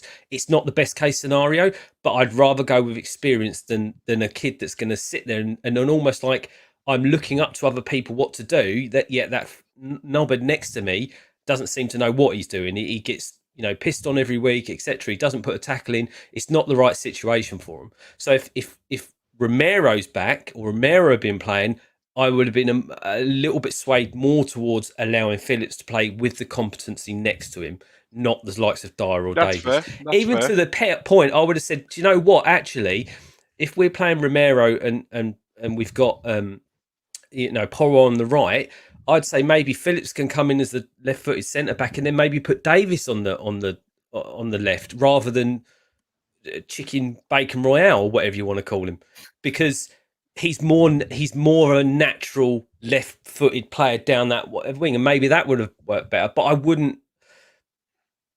I'm completely of the. I agree with Iggy. Against Wolves, we should have had a more creative player start and maybe do what the Ange way is score more goals than the other team, because it showed that we had no link between the midfield and thing. And Basuma, I said it straight away after the match, he went walkabout. So I don't know what was going on with him. The amount of times we've seen collect the ball, turn, take it round one player, and then pass forward. I think I've seen him do it once. I don't know if it's that card, Lee, but now that he's got his card, well, he's got it now, and he's got a miss to go. Yeah, I know. Hopefully, when he comes back, then he gets. Yeah, no, exactly. But that's my take. I wouldn't chuck those guys in when you've got the likes of Dyer and Davis next to them. Competent players, yes. It's less. You've got someone there that then the apparent vice captain there next to you, which you can lean on and look to. But a player that has barely featured in the squad, I wouldn't. It's not. I wouldn't have done that at all. Do you guys think as well that because the captains of the team are Son, Maddison, and Romero, losing two of the captains, there's no senior leadership in those areas. So Højbjerg, he is a bit more of a captain than what Pape Sarr or Lo Celso is going to be. And at the back, love him, hate him, whatever we think, Dyer has got more experience. Therefore, as a senior figure in the team, he can potentially act as a sub-level captain as opposed to Phillips, who isn't going to be able to do that. Do you not think there's a bit of that involved as well because of the way we've set up the captains? Yeah, absolutely. I mean, you've got to have someone that's got experience and has been at the club for a while that can rally those guys, right? I mean, I still don't see Dyer doing it, to be quite honest with you. It's all like that guy makes a single tackle and they all high five him for the next 10 minutes. It's like they all see the fact that, oh my god, he's made a tackle. He's done something. You're paid thousands of pounds a fucking week to make tackles. Don't high five each other. That's what you're fucking paid to do. And that mentality doesn't work for me. So I don't know. Someone hasn't been in the team since the beginning of the season. I can't see how he's a figure at the club to say, yeah, he's brought him in because he's a figurehead and people listen to him. I just don't think that's the case. We all know what he was doing in the background last season, don't we? Yeah, Davis is the captain. So for me, one of them would have been enough. One of them I would have even understood. And that's my point. I just can't understand the thinking of playing both of them and think like people, like I said, people were saying that, for 91 minutes, we was 1-0 up. We just had to see the game out. And I think if we'd seen the game out and say, you know what, we didn't play well. We got a lot of things wrong, but we just about got away with it. And I think it was the fact that we lost it in the way that we did, which then on top of all of this, gave everyone free ammo to go for it. But I wasn't happy from the moment I saw the starting 11. I wasn't. And yes, we went 1-0 up. And then after that, I didn't see anything. All the things that I thought would happen ultimately ended up happening. We didn't create anything. We had one shot on goal. We gave the ball away because we can't play from the back. Vicario saved us on a couple of situations. And then in the end, it was from our own doing. They didn't create those two chances. We gave it to them from our own stupidity for not seeing the game out. Dyer playing that ball to the right-hand side, dispossessed, opened up the second goal. I mean, we did it with our own hands. Sometimes, yeah, Iggy, I don't understand it. And it's not the first time we've seen that. We did it. It's more like Dyer did it.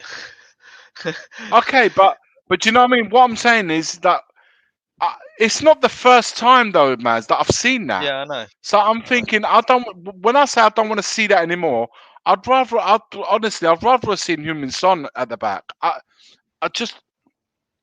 You listen. If you wanna use these things to like add context to the argument, say this is a real thing. As you said, we've seen this before. We have every manager. The same thing happens. We buckle under pressure. Why? And now we got Wolves to add to that. And guess what? In a few weeks' time, until we get our centre, but we're going to have another one to add to that. Villa, so why continue with that? With knowing. So you're telling me that these. Yeah, but you're telling me that. This is why I'm not. Like I said, I don't have any hatred to the manager. No matter who we start, even if Phillips plays or Lo Celso, Bentancur, or Brian Hill, I think that the players we've lost are so crucial to the turnaround this season that they're irreplaceable. There is no replacement for Maddison or for Okay, if we can use that, as a template. The next game, I know he had a bad game yesterday, but on the weekend, there's no replacement for Basuma. There's Maddison's no replacement. If we can say now, isn't he? Yeah, basically, Maddison. But if we can say as a template that now we have to play Bentancur. Do you see what I mean? You said he hasn't got. He's just come from. But now we're going to have to play him. Yeah, but he won't play a whole game. He won't play a whole game. Okay, but he's going to play. Then Lo Celso's going to play. What I'm trying to say is, we have to lose more players to then say, you know what, actually, you know, we better give them a game. I'm saying if they're both only got 45 minutes in their legs, play them a half each. Don't play. You're almost like saying like today we're just going to try and hold out and then try and win it in a second. I think what he's trying to do is keep it tight first half hour, maybe 45 minutes, which ultimately worked. We went 1-0 up, and then the second half, when they start coming at us, we put the attacking players on, or the more attacking. I thought the attack. It didn't work. It didn't work that way. It didn't work that way. I know it didn't work that way, but I think that was the because the wing backs. These two wing backs. This is what I'm saying. If you look at the way we play, Van der Ven and Romero are key to us penetrating into the midfield. Quite often they carry the ball 40 yards. We lost any attacking play that Andre at the back as soon as them two got injured. And Udogie, who presses high up the pitch and wins it high. We lost that. Those three defenders killed the Ange ball system. So now the only hope is somehow the midfielders get the ball and they do something. But you know what? They didn't have a good game on top of that. And it killed us. We did attack. We were just shit at it. But then you also said, didn't you? Wolves played three at the back, which meant that they would be flooding the midfield. Yeah. And if we had those three in midfield who weren't on their game, makes it even worse. Yeah, and JP, and last year, everyone was screaming at Conte, stop playing three at the back, go to 4. So against Aston Villa, then, given what we know, given what we've seen, they're going to batter us. Do we go again with Porro, Emerson, Davis, and Dyer? Against Udogie would be back, won't he? Be back. All right, let's say Udogie cuts Emerson out. Basuma's missing. Basuma's missing. All right, but Basuma, we got Sarr, Højbjerg will come in or skip. None of them play. None of Basuma on his day. They're not. You're not going to get. I understand that, but I'm just talking at the back for now.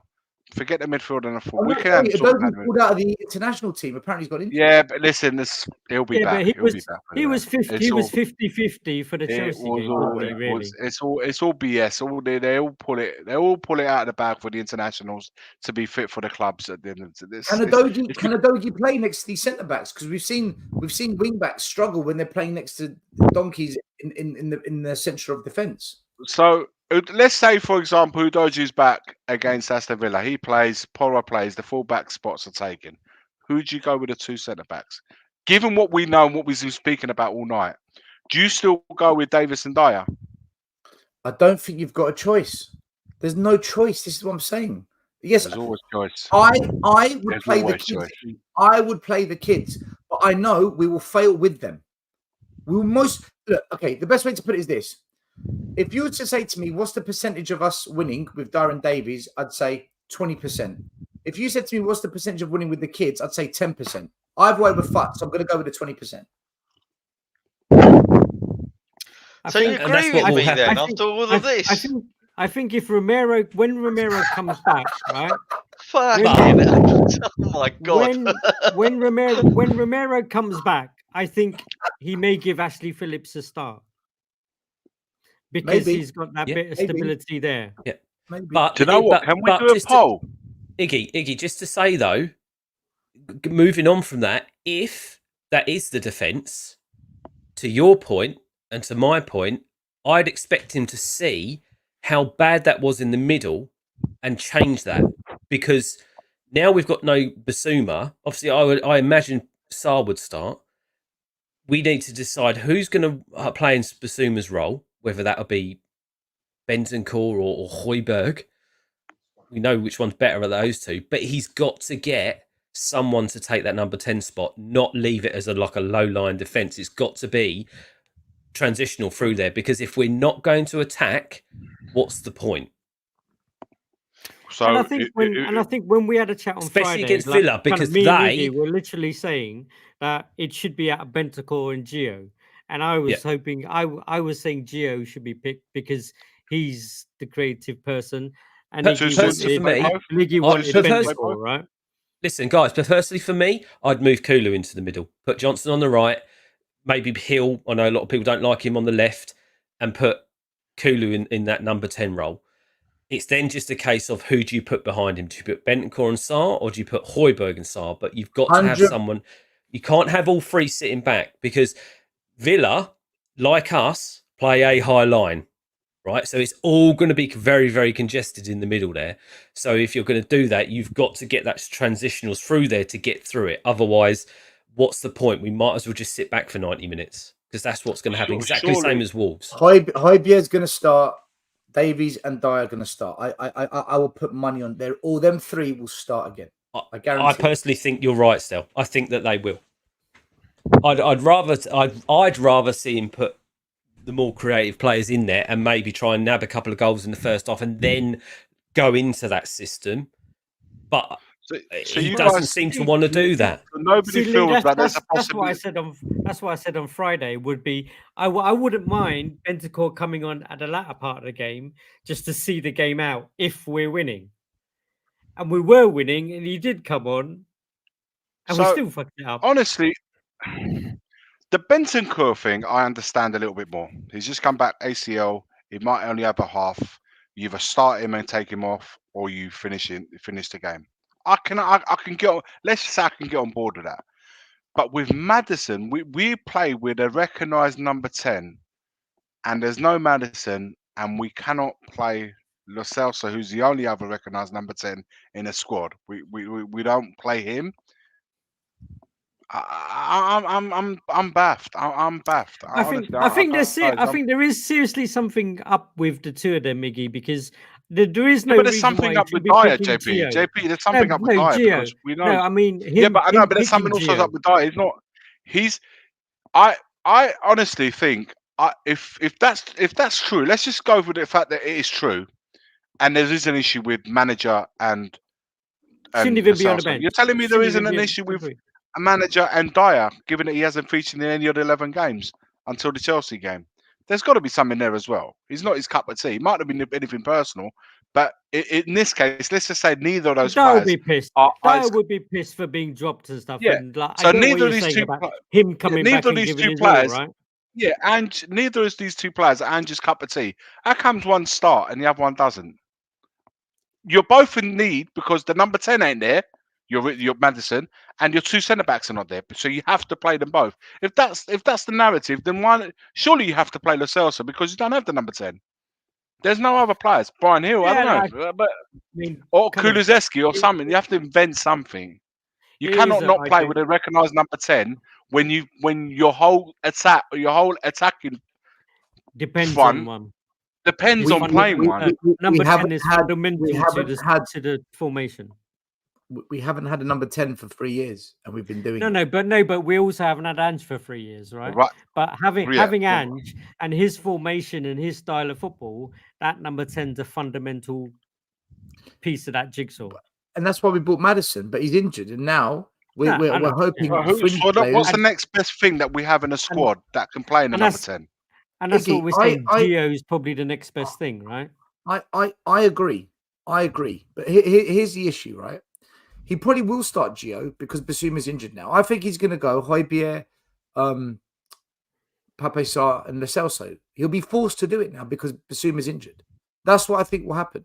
But at the same time, he might go Bentancur because I think he knows Bentancur's better because against Crystal Palace, Bentancur, his return from 9 months out, he brought him on just straight back in ahead of Lo Celso. So I think I don't think Ange favours Lo Celso, if I'm honest. I don't think he favours him. It looks that way. I think he's one of 8 players that we couldn't get out of the club.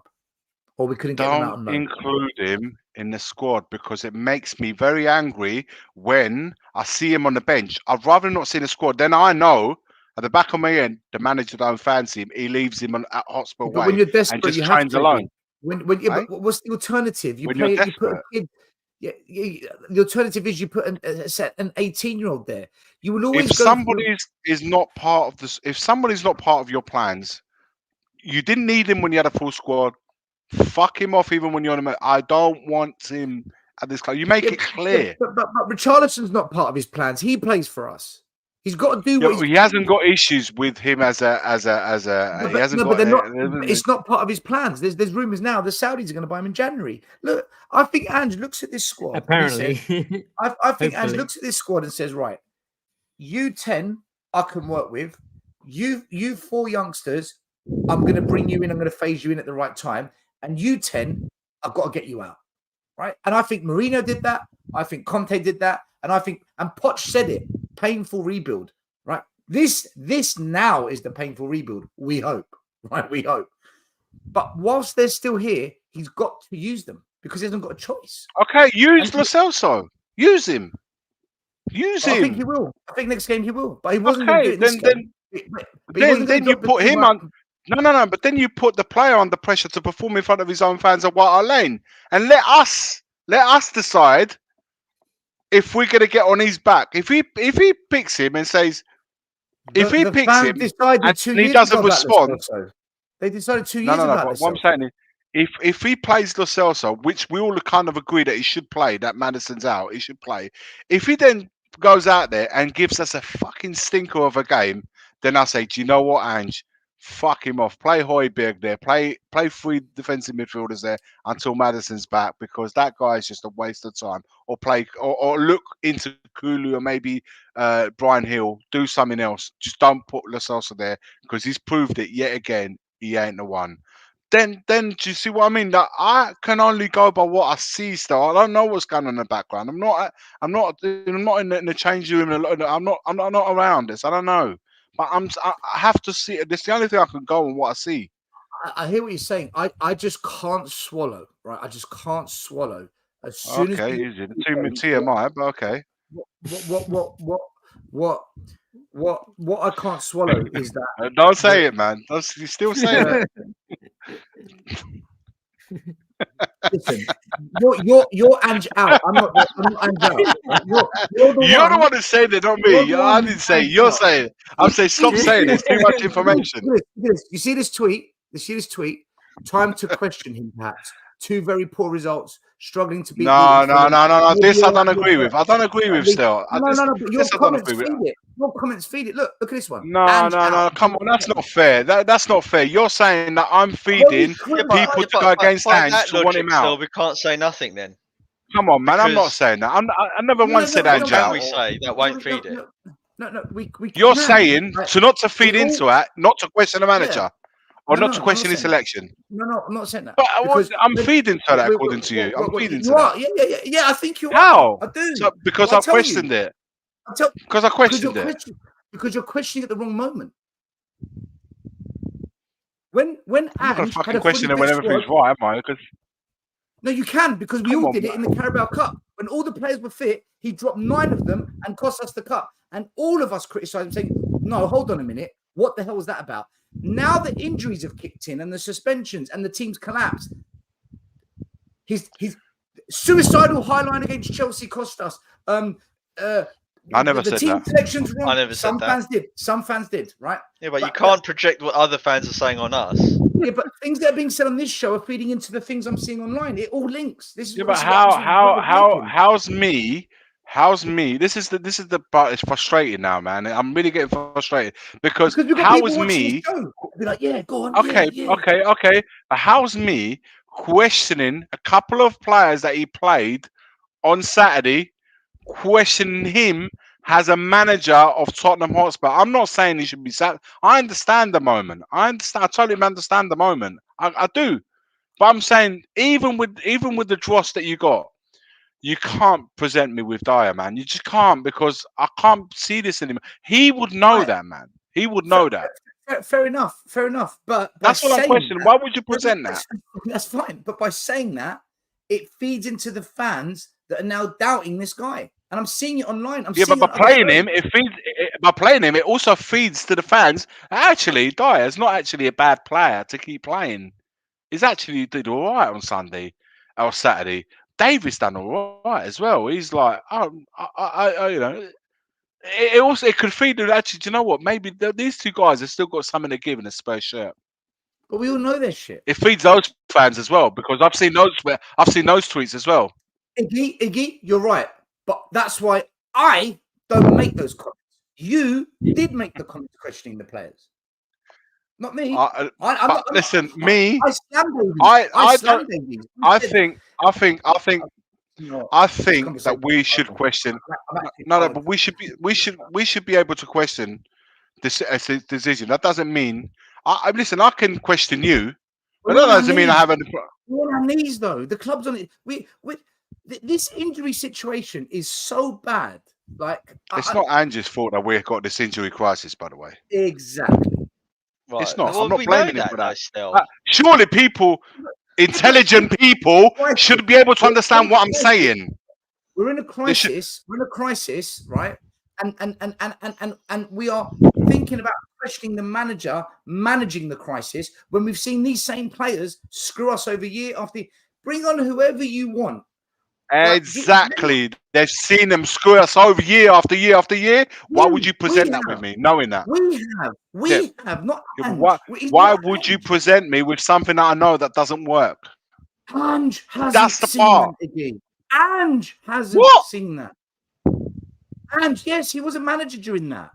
He only has to watch the matches from last year to see it. Man. If he hasn't done his recon, mate, he's not a very good manager, is he? Come on, man. See, the problem. He played for Charlton. Still, the problem I can see. The problem I can see though is why is he repeating the same quote unquote mistakes, right? Which I don't 100% believe it is mistakes from Conte and Jose, repeating the same stuff. So if he knows that Dyer and Davies are dog shit, which he did know because he dropped them, right, out of the team completely for ages, and then now they've just shown up, right? Yeah. Why would he be repeating those same mistakes? Because they're not mistakes. We're not standing by our manager. People like this, Mark, this is the point I'm trying to make. I don't think anyone's understood me tonight. You're not allowed to criticize the manager. Let Ange have his squad 2 years down the line, then start talking on him. But if you want to criticize him, Mark, go for it. But you're the reason, with thousands of fans, that were Poch out, Conte out, Jose out. This is going to end up Ange out. Clip it. This is the beginning of Ange out if we carry on like this. What I'm saying is just let him do what he's got to do. Let's wait for January. And after then, if this is still going on, then we'll have the chat. I'm saying for us to start questioning him now, we are beginning the process of Ange out. Mark my words. I've been. I'm not questioning him. I knew this was going to happen. I think I've been very clear. I think I've been very clear. Basuma was crap. What are you talking about? This is what. Listen, I think maybe I've lost it. Maybe it's me. I think our fan base is just freaking losing its marbles, man. Maybe it's me. So still, just so that I can get this in my head correctly. If I make this, and actually, I'm going to say one other thing as well, just for that. I think it's a bit of a disrespect of Wolves, the fact that we're saying this is all our fault when their first goal was, I'll tell you what, that was an absolute class goal. I don't think anyone, whether it's Tottenham, Arsenal, anything, if that guy got that in the position, brought that down and shot, I don't think anyone in the Premier League is getting across to save that anyway. So let's just not take away from Wolves. They played well, and they've beat City, and that they were a good team the last couple of games, etc. But so if I make the statement now, I questioned the lineup because Ange, whose system revolves around a number 10, didn't put an equivalent or a substitute for Maddison in that role. I'm not allowed to question that because it will feed the narrative that other people want Ange out because of that decision. Because that's all Iggy was saying at the beginning. Okay, I understand. You are allowed to question him. Yeah. All I'm saying is, by doing that, yes, you will also, in your freedom to question him, feed into the narrative of fans beginning to get on the manager's back. So do it. I'm not saying you can't. But he's in a lose-lose, and we're in a lose-lose. Yeah, then that is... I agree with that. And so what you're basically saying is, by doing that, because the only way that you can present this is that you are feeding the imbeciles who don't understand football and are just looking for a narrative. Yes. The Levy you're never going to stop that. The Levy sympathisers, the Enoch lovers, the ownership comes first, the football team comes second. All of that mob, all of them, we are feeding into them. And they always win. They always win, by the way. Always. Every time. So yeah, but can I say something? They're going to do that anyway, regardless. JP. Oh, probably. You're on mute. JP, you're on mute. It was a nice show. It was a nice show. Thanks a lot. Let's all go home now. There's nothing to talk about. No, but we got to have a chat, mate. But the thing is, you're right, Lee. You can't help the idiots will spin it any way they want. I'm not me questioning some of the decisions based on the Wolves game doesn't question him of it. I think the guy should stay 3, 4, 5 years and build his team. I think he should be backed in the same way Arteta has. I think he should be allowed to have the time that Arteta has been given to see what he can do at this club. Let me just state that now. I believe that should happen, and we should back him accordingly. However, because I have to be worried about this, that, and the other, I can't give my opinion on what I thought of the team lineup on Saturday. I'm sorry, man. I'm not fucking doing that. I can question the geezer without wanting him out. I would question any. Listen, like I said, I praise the manager and I praise the players whenever they've done well, and rightly so. They've done brilliantly. But even in an emergency situation, which I understand, even with everything else, the bottom line is that whilst I also can accept that the equaliser the scored was brilliant, I don't expect to then go and gift them a second goal from a player that I know that's done it time and time again. I can't see that player in that side, and if whoever puts him in that team, I have to question him. That's it. I'm still. I take on board what you've said. I'll take on board what everyone else has said. I'm still saying is, I'll play anyone, even at the cost of like. I just can't be seeing certain players in the starting 11, knowing fully well that as soon as I see those 3 guys in the team together, it's almost like saying, you know what, I fucked this game off. I hear that. Right from I the hear off. that though. I honestly. That's hear what I'm that. saying, man. But that's how we feel as well. I bet you 99% of our fan base, when they saw that starting lineup, felt exactly like that. Bet you. But it's also it's also understanding that needs must in a way. Yeah, listen, I understand he's got short straws. I understand that Ange's got short straws, the selector. I'm not saying if we lose 5, 6, 7 games, he should be sacked. No, man. At the end of the day, this is year 1. I said that I said if we can try and get a top 4, let's do it. Game 11. Yeah, I've never. Anyone that's thinking that right now, Iggy, is just delusional. We're not even having a conversation about should Ange being sacked. Look at it online. Ange out. This isn't Scotland. But this is what I'm saying. But Stel, listen. Two games. I know what you're saying. I know what you're saying. But look at where people are putting on their social media platforms. They are doing it for. There could be trolls. They're trolling. They're doing it for a reaction. That's what gets them views, right? This is exactly the same what we say about certain other YouTube channels. We talk the truth and whatever is our opinion and on our mind, other people have an agenda. And that's what a lot of these people do. It's ridiculous. So you have to almost say, do you know what? Forget about them. Stop reading it because it's winding you up. That's the problem. And they're baiting you in. They're throwing that little maggot out and they're just... I'm genuinely and they're worried. Doing it. I'm genuinely worried because I know we're going to lose the next 2 games and this is going to intensify. They're going to all fingers. We've got Villa and Man City next couple of games. We're not winning. So is it 2 wins, isn't it? 6 points there in the bag. Yeah, but first of all, the games have to always be played. Let me just start by saying Davis getting the winners. You always have to play those games. Nothing's ever lost before you've even kicked the ball. Secondly, right? Even with our best 11. Yeah, I went searching for Ange. Yeah, I went searching for Ange. Well done. Top. Yeah, but you know you have to accept that some guys will just baiting you. But even with our best 11, there's no guarantees you're going to win against Villa and Man City. You're certainly going to have a better chance for sure than the guys that we got. That's a given. But there's no guarantees. There's no guarantees. I'm so confident with our starting 11, we'll give anyone a game. I've said this many a times. With 3 or 4 missing, I don't know where the next win comes from. I'm being honest. I don't know where the next win comes from.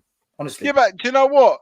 That's just all part of the context. You know, you didn't expect to win as many games as you won in the first 10, 11 games. Now you're going to go through a phase where you might lose 2 or 3 on the bounce, No, and I then disagree. in the grand scheme of things, it's all in the context. I disagreed. I said to all the Arsenal fans before we went to the Emirates, we're going to get a draw there. I can see how we're playing. I can see what this team's doing. I can see what the manager's about. We're going to give you a game. Yeah, I've been saying it the whole season. Now they've gone. It's now going we've to be lost like them. this for the. It's going to be like this for the. Yeah. But that's the thing with the key players missing, right? We know who the key players are, and we know Yeah, that but the team it's going to be like this for a little while, but that eventually will change back. Let's see what the damage is by then. Jamie Git says, has the question, the title of the show is, are we falling apart, been answered? Jamie Git, the question wasn't about the club, it was about the panel. We're falling apart. That's not that. That's not that. Hell yeah. Fuck Spurs. Well, a couple of super chats. Sorry, I've missed them all. Gam Ling says, thank you for your super chat. What would be wrong with bringing Donnelly on in the last 15, 20 minutes if a goal is needed? We've kind of discussed what we think about the youth. Is it the right time? Is it not? I guess it's down to the manager. Wolves F1, Spurs v Villa 1-0 damage limitation before January. Oh, we're going to win 1-0. Find out. Played well, as Lee said, kind of like they played really well, to be fair. We shouldn't. Yeah, listen, Wolves have been a good team this year. They deserve to beat Man United first game of the season. VAR condom. Then they've got a good manager, and they don't have the injuries we do. So, yeah, listen, we said it was going to be a hard game before we went there. If Levy, by the way, thank you to Sam as well for this super chat. If Levy doesn't back and now, he never will. We said that about Conte, by the way, Sam. We said that about Conte. So, well, you have to. You've seen the little stirrings that are coming out. That apparently now that there's not a lot of money in January to be spent. I mean, that's just sounds like it's coming out of Levy's mouth straight away. And out, it's imminent. Incoming. My words. I'm the first to come out and say it. Right, this is breaking news on Tottenham away. And out incoming. You broken Iggy? Yeah, I think he's blocked me on all communication. What do you make of these comments, guys? Post match, Brennan Johnson. We almost went too safe. We all went into a safety mode where we could see it out. We'd have got 3 points. We can't be playing like that conservatively. We'll look back at it and try to be more aggressive, pressing, positioning, and playing forward. What do you make of those comments from him? I heard it before, innit? Like, yeah, but this is why I don't get why Celso didn't start. Why are all the players dropping back? You ask the manager.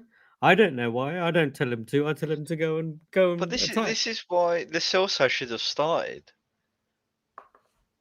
Would we have been less conservative, less defensive? Oops, wrong comment.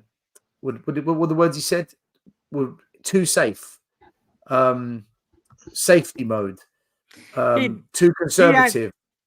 He actually had a good half, but he just went missing in the second half, didn't he? That Brennan Johnson, and it looked like he was tired towards the end. When you play Dyer, Davies, and Højbjerg, who were the primary reasons why we used to drop back rather than press under Conte and Jose. Then... But this is the exact point why I said you don't play Phillips with Dyer, because they do this. It's exactly what they do. Yeah. And that's the point. You don't want to instill this shit into them, because the likes of Romero and that won't just drop back 20 yards. They'll still be trying to pass the ball around like we were doing like the first 15 minutes of Arsenal. I agree. Yeah. Look at this comment. Hello. On City dropping points. It's massive for our title charge. This is Dan, by the way. Yes, Dan. Yes, this Dan. Is Dan. He thinks Richarlison's a good player. I bet Dan, as soon as he heard Richarlison was having surgery, I bet he's got a bunch of flowers and grapes, and they're on the way to the hospital right now. With a little get well card. The thing is when I hear the title charge and title this, I listen. For me, it's always been returning back to Europe. I've said this from the get go. So. That we're still very much the long plan for the season is still very much in target. So I'm not overly worried. Is it wise, Brendan Johnson, coming out saying stuff like that? when he was part of that. Is that almost saying that was the instruction from the manager? But isn't that almost sort of saying that what me and Iggy being saying about not playing a number 10? We're a bit too conservative, just sticking 3 defenders in front of the defence because he doesn't trust the defenders. So he's questioning the starting lineup. He's only been there 2 minutes, and he's only that's his second start, is it? Yeah, but you can see 2 different ways of setting up and have an opinion on that, right? Just like we've got opinions. He can say, well, when you've got Madders in there, it's a completely different kettle of fish than you have when you've got the three midfielders that we played, and we didn't play the same.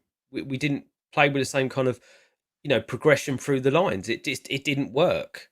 I mean, he's got every right to have an opinion. Obviously, they have to be careful about what they say because they're representing the club and the manager and stuff. Maybe he shouldn't say it, but Andy's very open, is he? He's very even after a match where we've won and he said I weren't happy with that performance. He's honest about these things, right? So maybe he's saying you guys need to be honest. Maybe if there is something I'm not doing right, tell me about it or something like that. You can't learn if you're not telling anyone. Have you seen Angie's comments? Check this out. He was pleased with Dyer and Davies. Don't show that to you, man. Both of them and Emerson, and even for guys like Brennan and Pierre, who haven't really started many games because we've had a pretty settled lineup, particularly those 2 guys coming in, Dyer and Davies.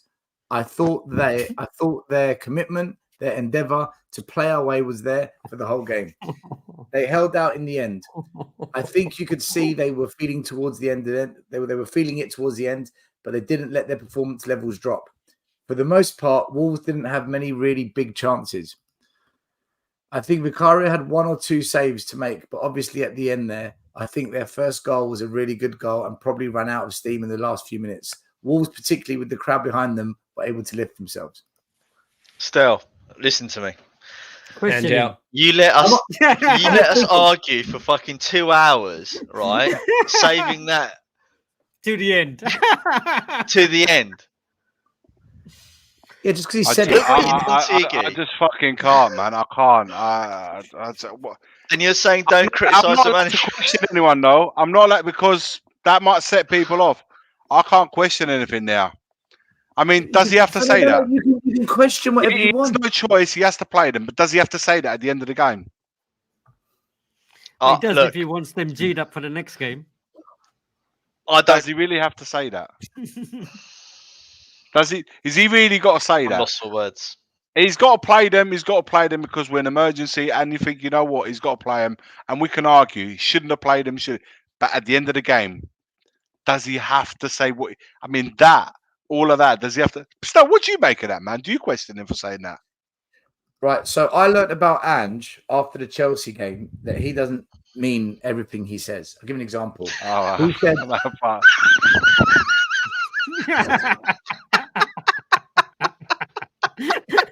You have to have an interpreter to understand what he's saying. Hey, come back. Must be that Aussie twang. Hey, you can't just leave the show mid-show. He's going to turn up at your house. Hey,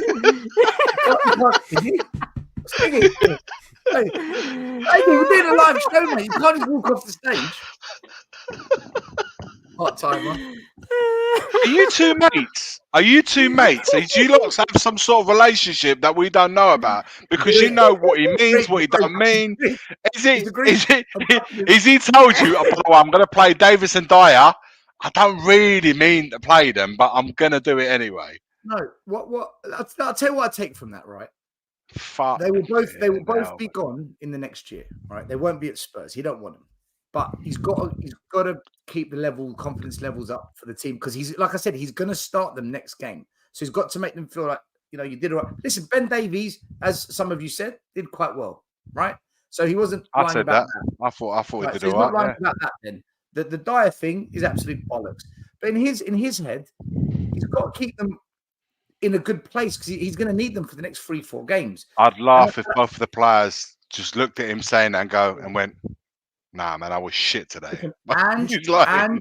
and doesn't mean what he says. You've got to read between the lines. Unfortunately, most fans are thick, right? They don't read between the lines. Not you. A lot, right? Example for questioning him. He knows him. He knows him. So he knows him. Listen, good mates. I can back. Listen, Greek brothers. I can back up what I'm saying here. After the Chelsea game, he was asked, "Was that tactic of yours?" You know, they questioned the high line, and he said, "That's the way I play. We're going to keep playing that way. I'll do the same if I had 5 men." Bollocks, you will. When we went down 10 men against Luton, he didn't do that. He didn't do that against Luton. Did he play a high line against Wolves, people? No. Right? Ange will do what he thinks is the best thing in the moment. All top managers do that. Whether it's the right thing, that's a different conversation. So when he says, I will always do that, even with 5 men, he never meant a word of it. What he's saying to the media is, don't question me, off my back. That's what he was doing. These comments here, listen, I don't buy into what he said. For me, that's him just saying, fucking hell. The players are going to be watching my interviews. They're going to be re-quoted on social media. They're all on social media. Let me say something to try and give them a positive boost because I've got to use them against freaking Man City away, and I've got to use them against Villa. That's what he's done. He doesn't mean a bloody word. And I'll tell you how I'm right. One, because I've already proven that he doesn't mean what he says with the whole, I'll play the same way, we've got bollocks. And the other one, they will both be gone by next season. There's no new contracts. There's no extent. They will both be gone by the end of next season. This season, they'll be gone. It'd be nice to think if someone bought them in January. Well, but the contract's out. Dyer's contract's finishing, isn't it? He's on his last season, so he'll definitely be gone. Yeah. So, and he's not been offered a new contract. That means Ange doesn't want him. So Ange can say, "Yeah, I thought you played well," and what was his exact words? Anyhow, he signs a new contract. He won't. For you. Well, I'm going for Ange then. I'll go for Ange. I'll turn on Ange. I'll be like you. I'll be questioning. I'll be coming on show saying, "I want to question." No. If Dyer signs a new contract, I'm no longer questioning Ange. I'll be beyond that. I'm beyond question. I'm questioning him now about this. Imagine what would be like signs a new contract. Are you going to join Charlotte? Ange out. This isn't Scotland. If he gives Dyer a new contract, I have fucking reasons. I have reasons to go.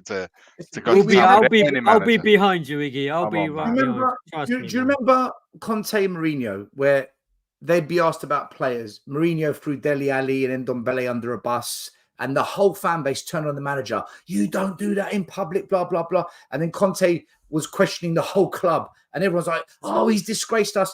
You've now got a manager who isn't going to do that stuff. Poch was like this as well. Poch would say stuff like this, and then at the end of the year, bye. You know, he cleared it all out after his first season. We loved Conte for that Southampton press conference. We loved him for that, all of us. We loved him. And I told you that would happen. I told you that when we signed him, I told you that would happen if he didn't get his way. What do you make of these comments then? Like, what's your interpretation? Do you think he meant fucking laughable, man? At best, I can't take it seriously, man. I don't know. It makes what I said last week even more true. What's that, Maz? Repeat what you said. I can't get excited. I don't. Smoking some shit. I don't think that much has changed until I see a couple of windows to see who we bring in and stuff. Maz, so we have to see. I can't get excited anymore, if I'm honest. That's the way I feel at the moment. Maz, we're at the point where we need to see because we no longer believe what we hear. We have to see. So this is what I'm saying. I can only judge by what I see on the pitch. I've got nothing else to go on. And Maz is right. He can only judge it by what he sees in January, in the next transfer market. But that's all we got to go on. We don't know the insides, what's happening, we're not an ITK like you, where you know what he means. He says it, but he actually doesn't mean that. We're not ITK like you, so we can only judge by what we read and see. So, you know him better than us. So you tell us. I can't understand how. It's my opinion. In a weird way, Ange almost turned back on his philosophy by putting in Dyer and Davies and Emerson in that back four. I agree. But he had no choice. I don't think Yeah, he but had he had He had a choice. Hold on, Mez. midfield. He had a choice to keep his philosophy of playing a number 10, and he chose not to. And that showed because we only had one player on target, one shot on target, sorry. In defence, he had no choice to play those guys. It's as simple as that.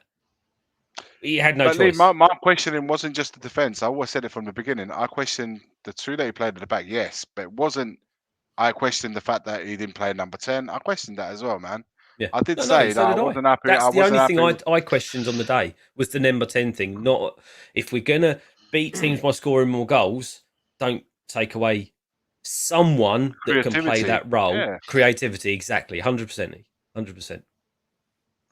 He could, well, he. I mean, I said I thought my thoughts were wrong last week, but I still think he could have played Phillips. So if he doesn't play Phillips the next game, there's no way he's going to give him his debut against Man City away, right? Well, he's lost his chance now, but this is my point.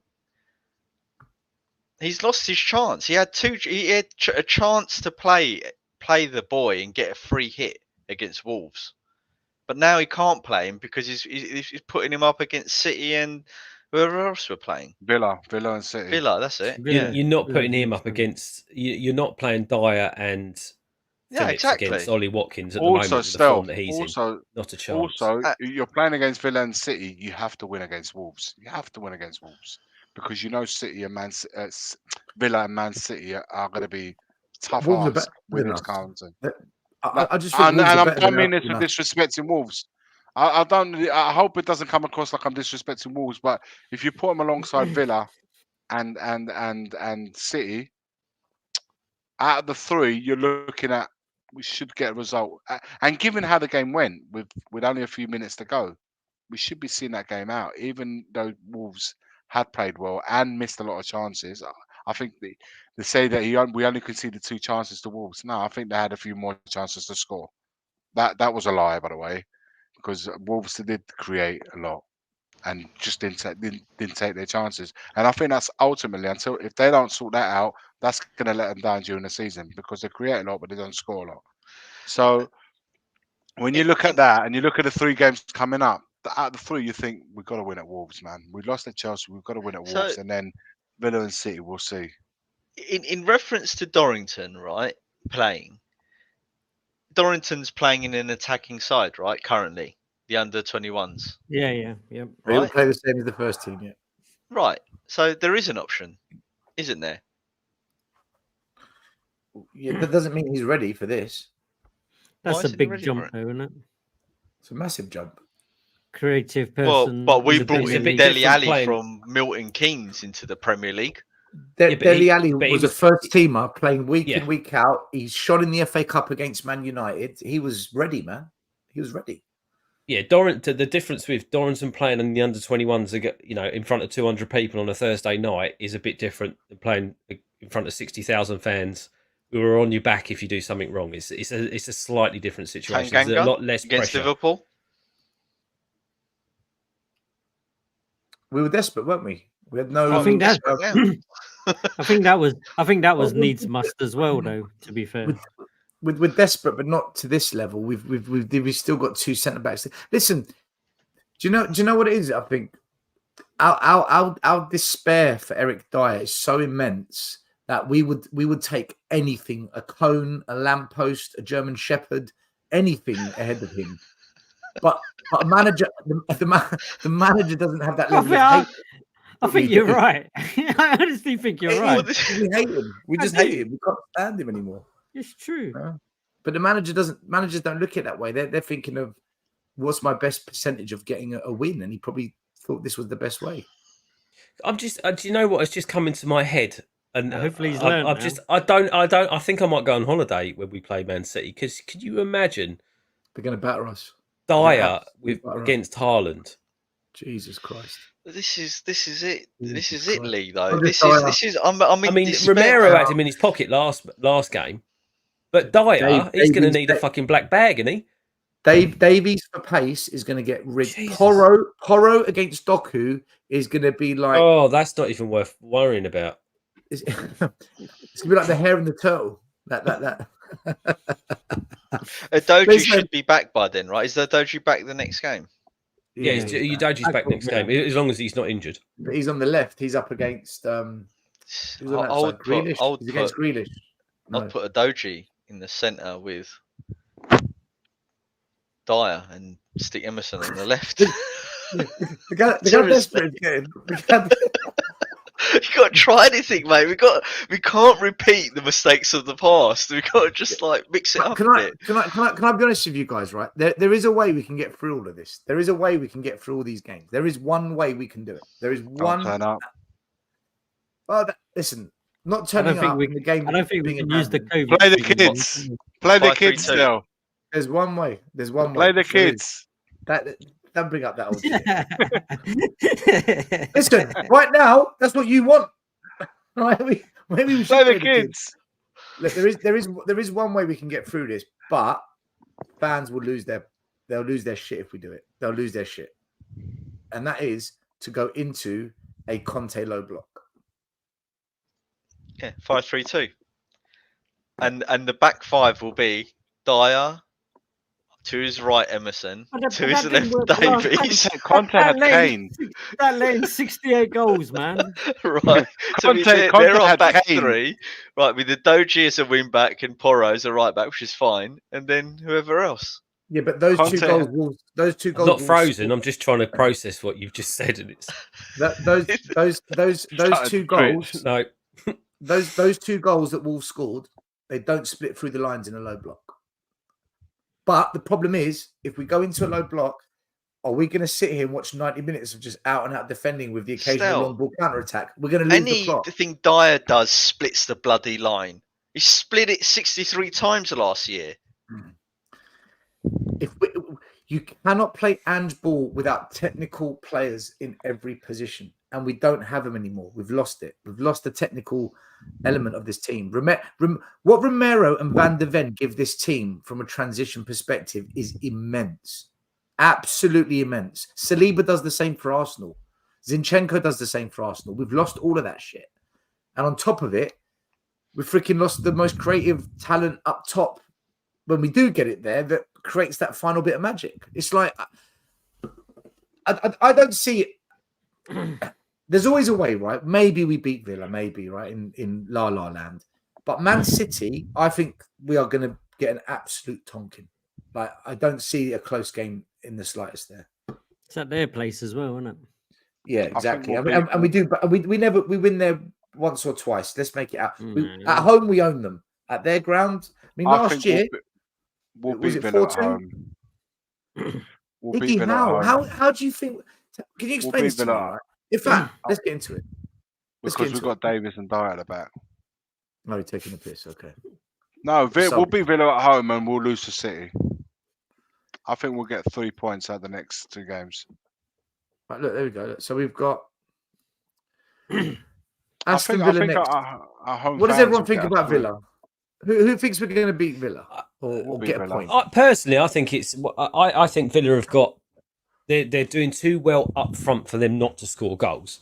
So I think if we go into the match like we did against Wolves and have no number 10, I think we're going to limit ourselves in our attacking, in the attacking third. I think we just play our game. I think you put someone in there to replace Maddison, Lo Celso, whoever it is, and just play our game and just see what the result comes out as. You can't change what the defence is going to do. So I'd just go with that. See what happens. I think it could go either way, to be honest, with Villa at our place. But I think they're too good. They're too good on the attack. There's also some interesting games after that City game, isn't there? West Ham, Newcastle. Well, yeah, we've got West Ham at our ground afterwards. I mean, David Moyes, he'll do his homework for sure. But that you could see going anyway. That could be a win, loss, draw. Yeah. We've got after that we've got Newcastle at our ground. Newcastle have got injury problems as well now, and on the road they're not as good as at home.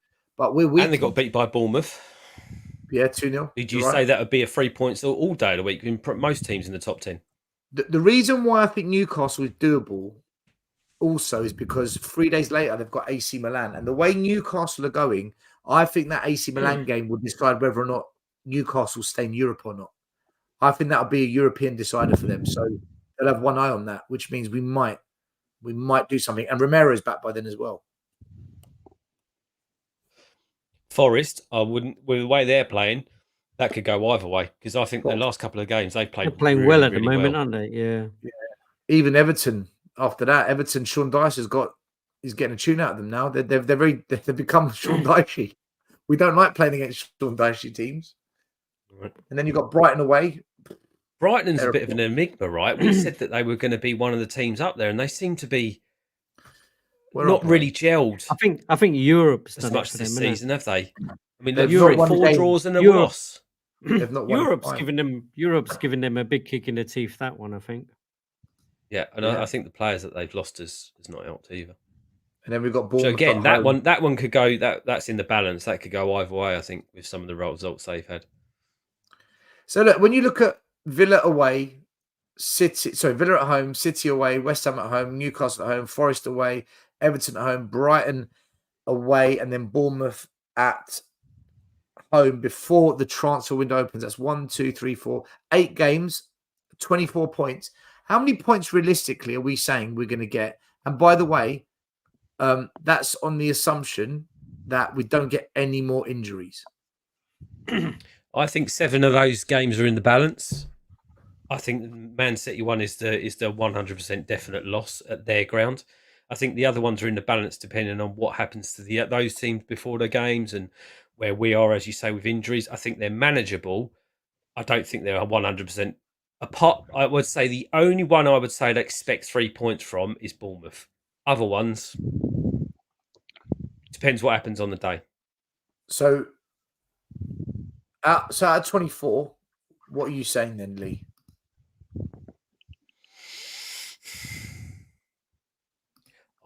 I think if we get 12 points out of there, I think that would be, in the situation that we're in, would be good for the run up to January.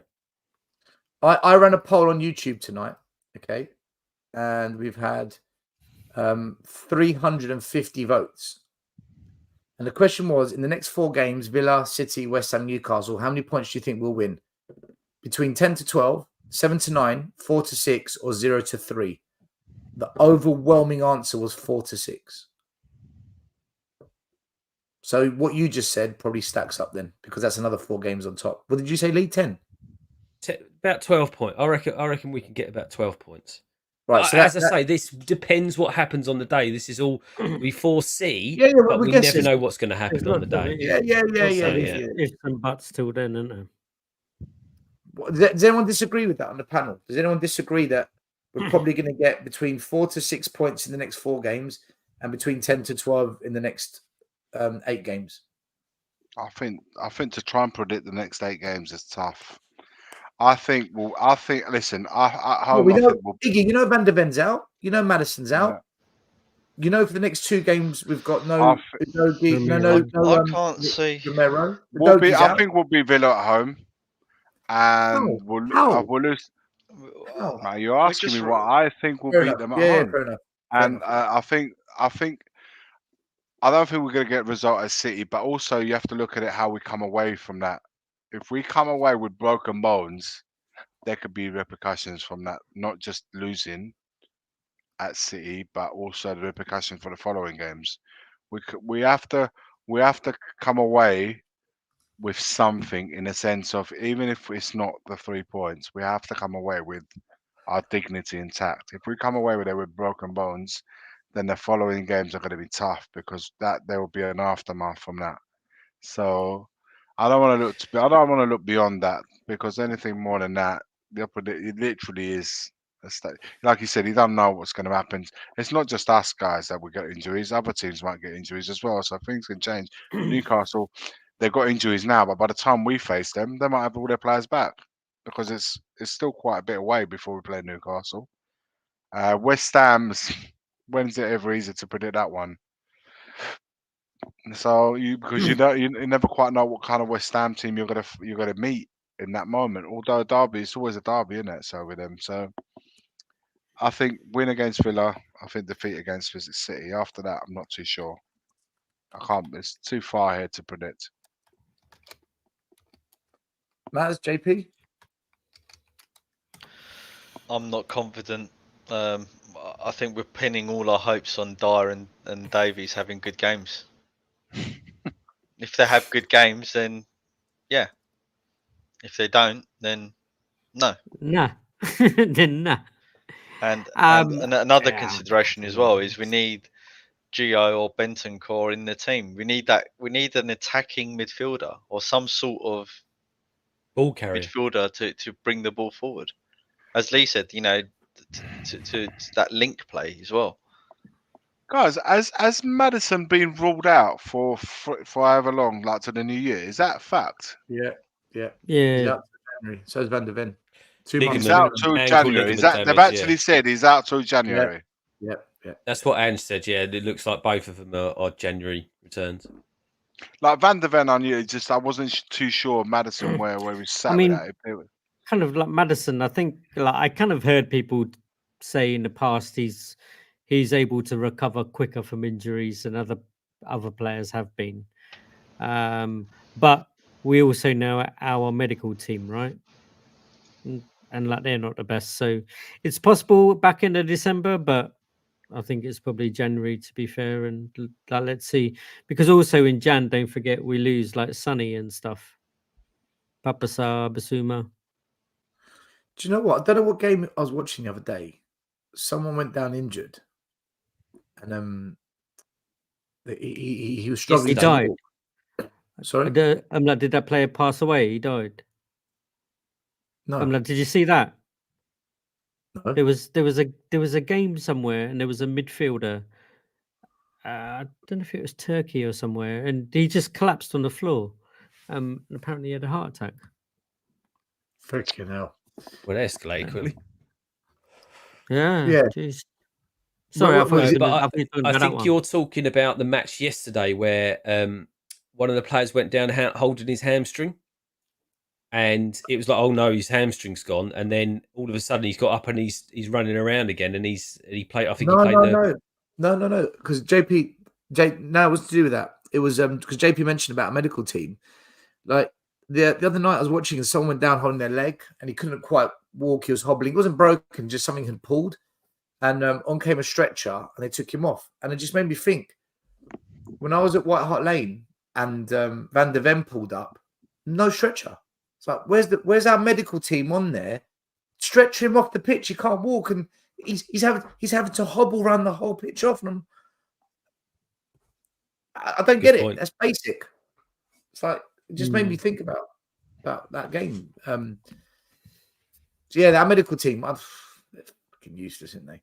All right. So is everyone going for the next? Let's just do the next 4 games.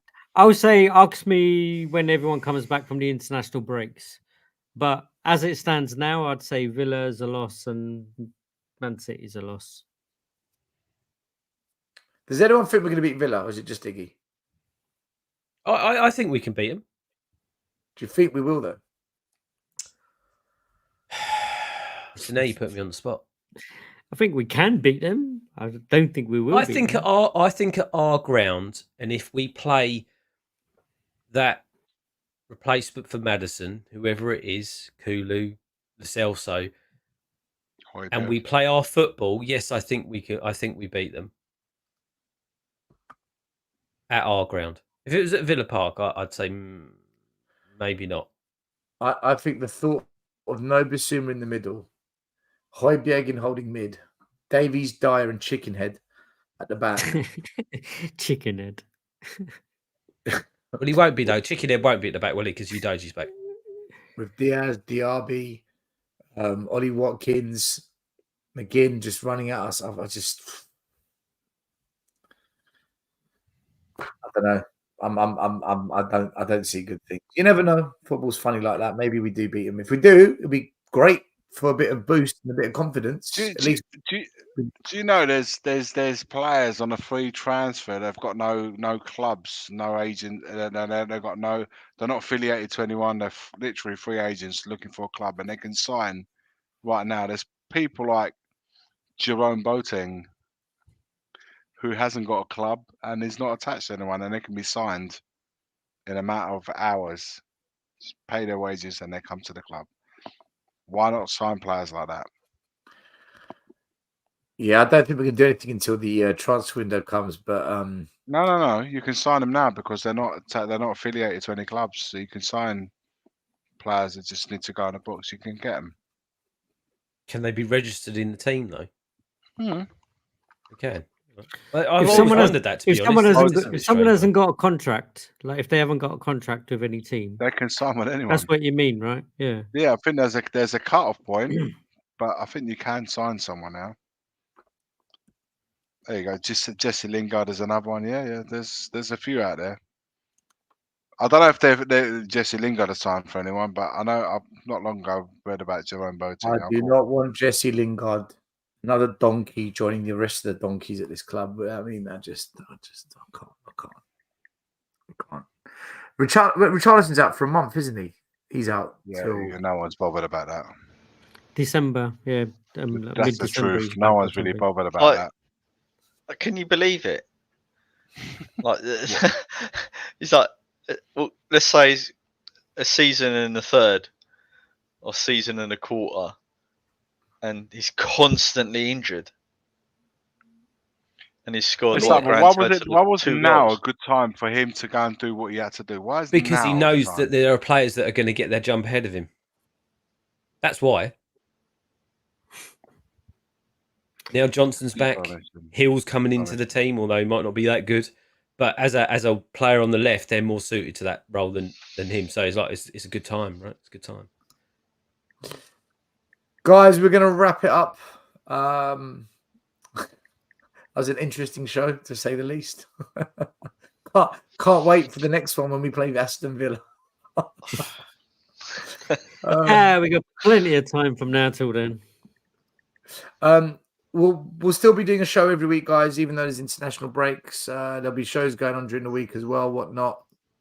But just no watch on because, updates, and he'll be doing his morning shows and whatever he can find to talk about. But quick thank you to Scott M, who's back. It's great to have you back to enjoy the Scott M.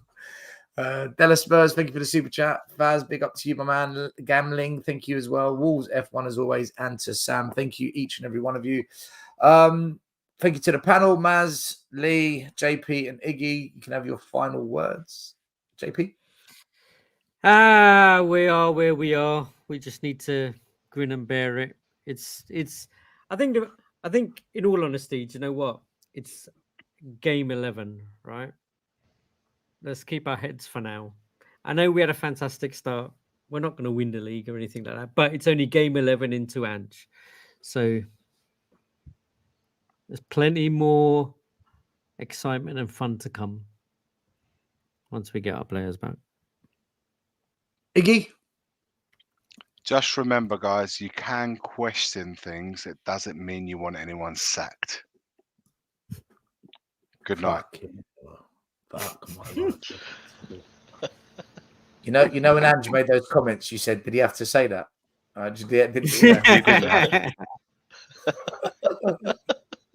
Doesn't stop you asking questions. You are allowed to ask things. I am allowed to ask. Should I ask about those comments? I better not, because we might get him sacked. Good night. No. You're free to speak. Maz? I can't believe you made us all argue for like 3 hours and basically you agreed with us. I didn't.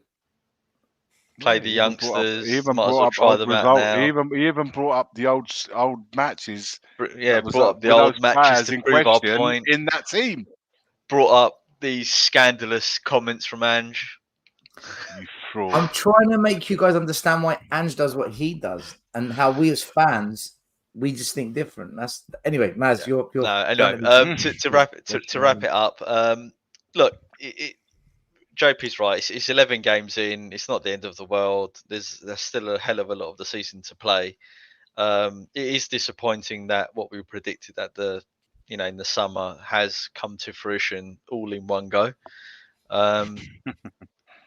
And I'm not expecting big things, even though when we were flying high and we were winning, and I was hesitant to put my neck on the chopping block basically to say that we're going to finish top 4 and everything, because until we see what happens in the transfer windows and how he's backed and everything, for me it's exactly the same as every other manager we had before. So let's see what happens. Fair play. And Lee, the one that came to calm the storm. Well, I'm going to go in a completely different direction here. So, for those of you who don't know, I'm a under-9s youth coach for football. My boy plays in the team that I coach, and he's nowhere near the level of some of the other boys, but he's in there and he perseveres, and he watches these streams, and he watches them when he gets up the next morning as well, because he loves seeing his dad on YouTube. But I just like to say how proud I am of him. After 3 years of grit and determination, he got his first goal yesterday, and it was an absolute screamer. And it cost me 50 quid, because I bet him 50 quid if he got his first goal. I'd give him 50 quid. So an 8-year-old has just got 50 quid.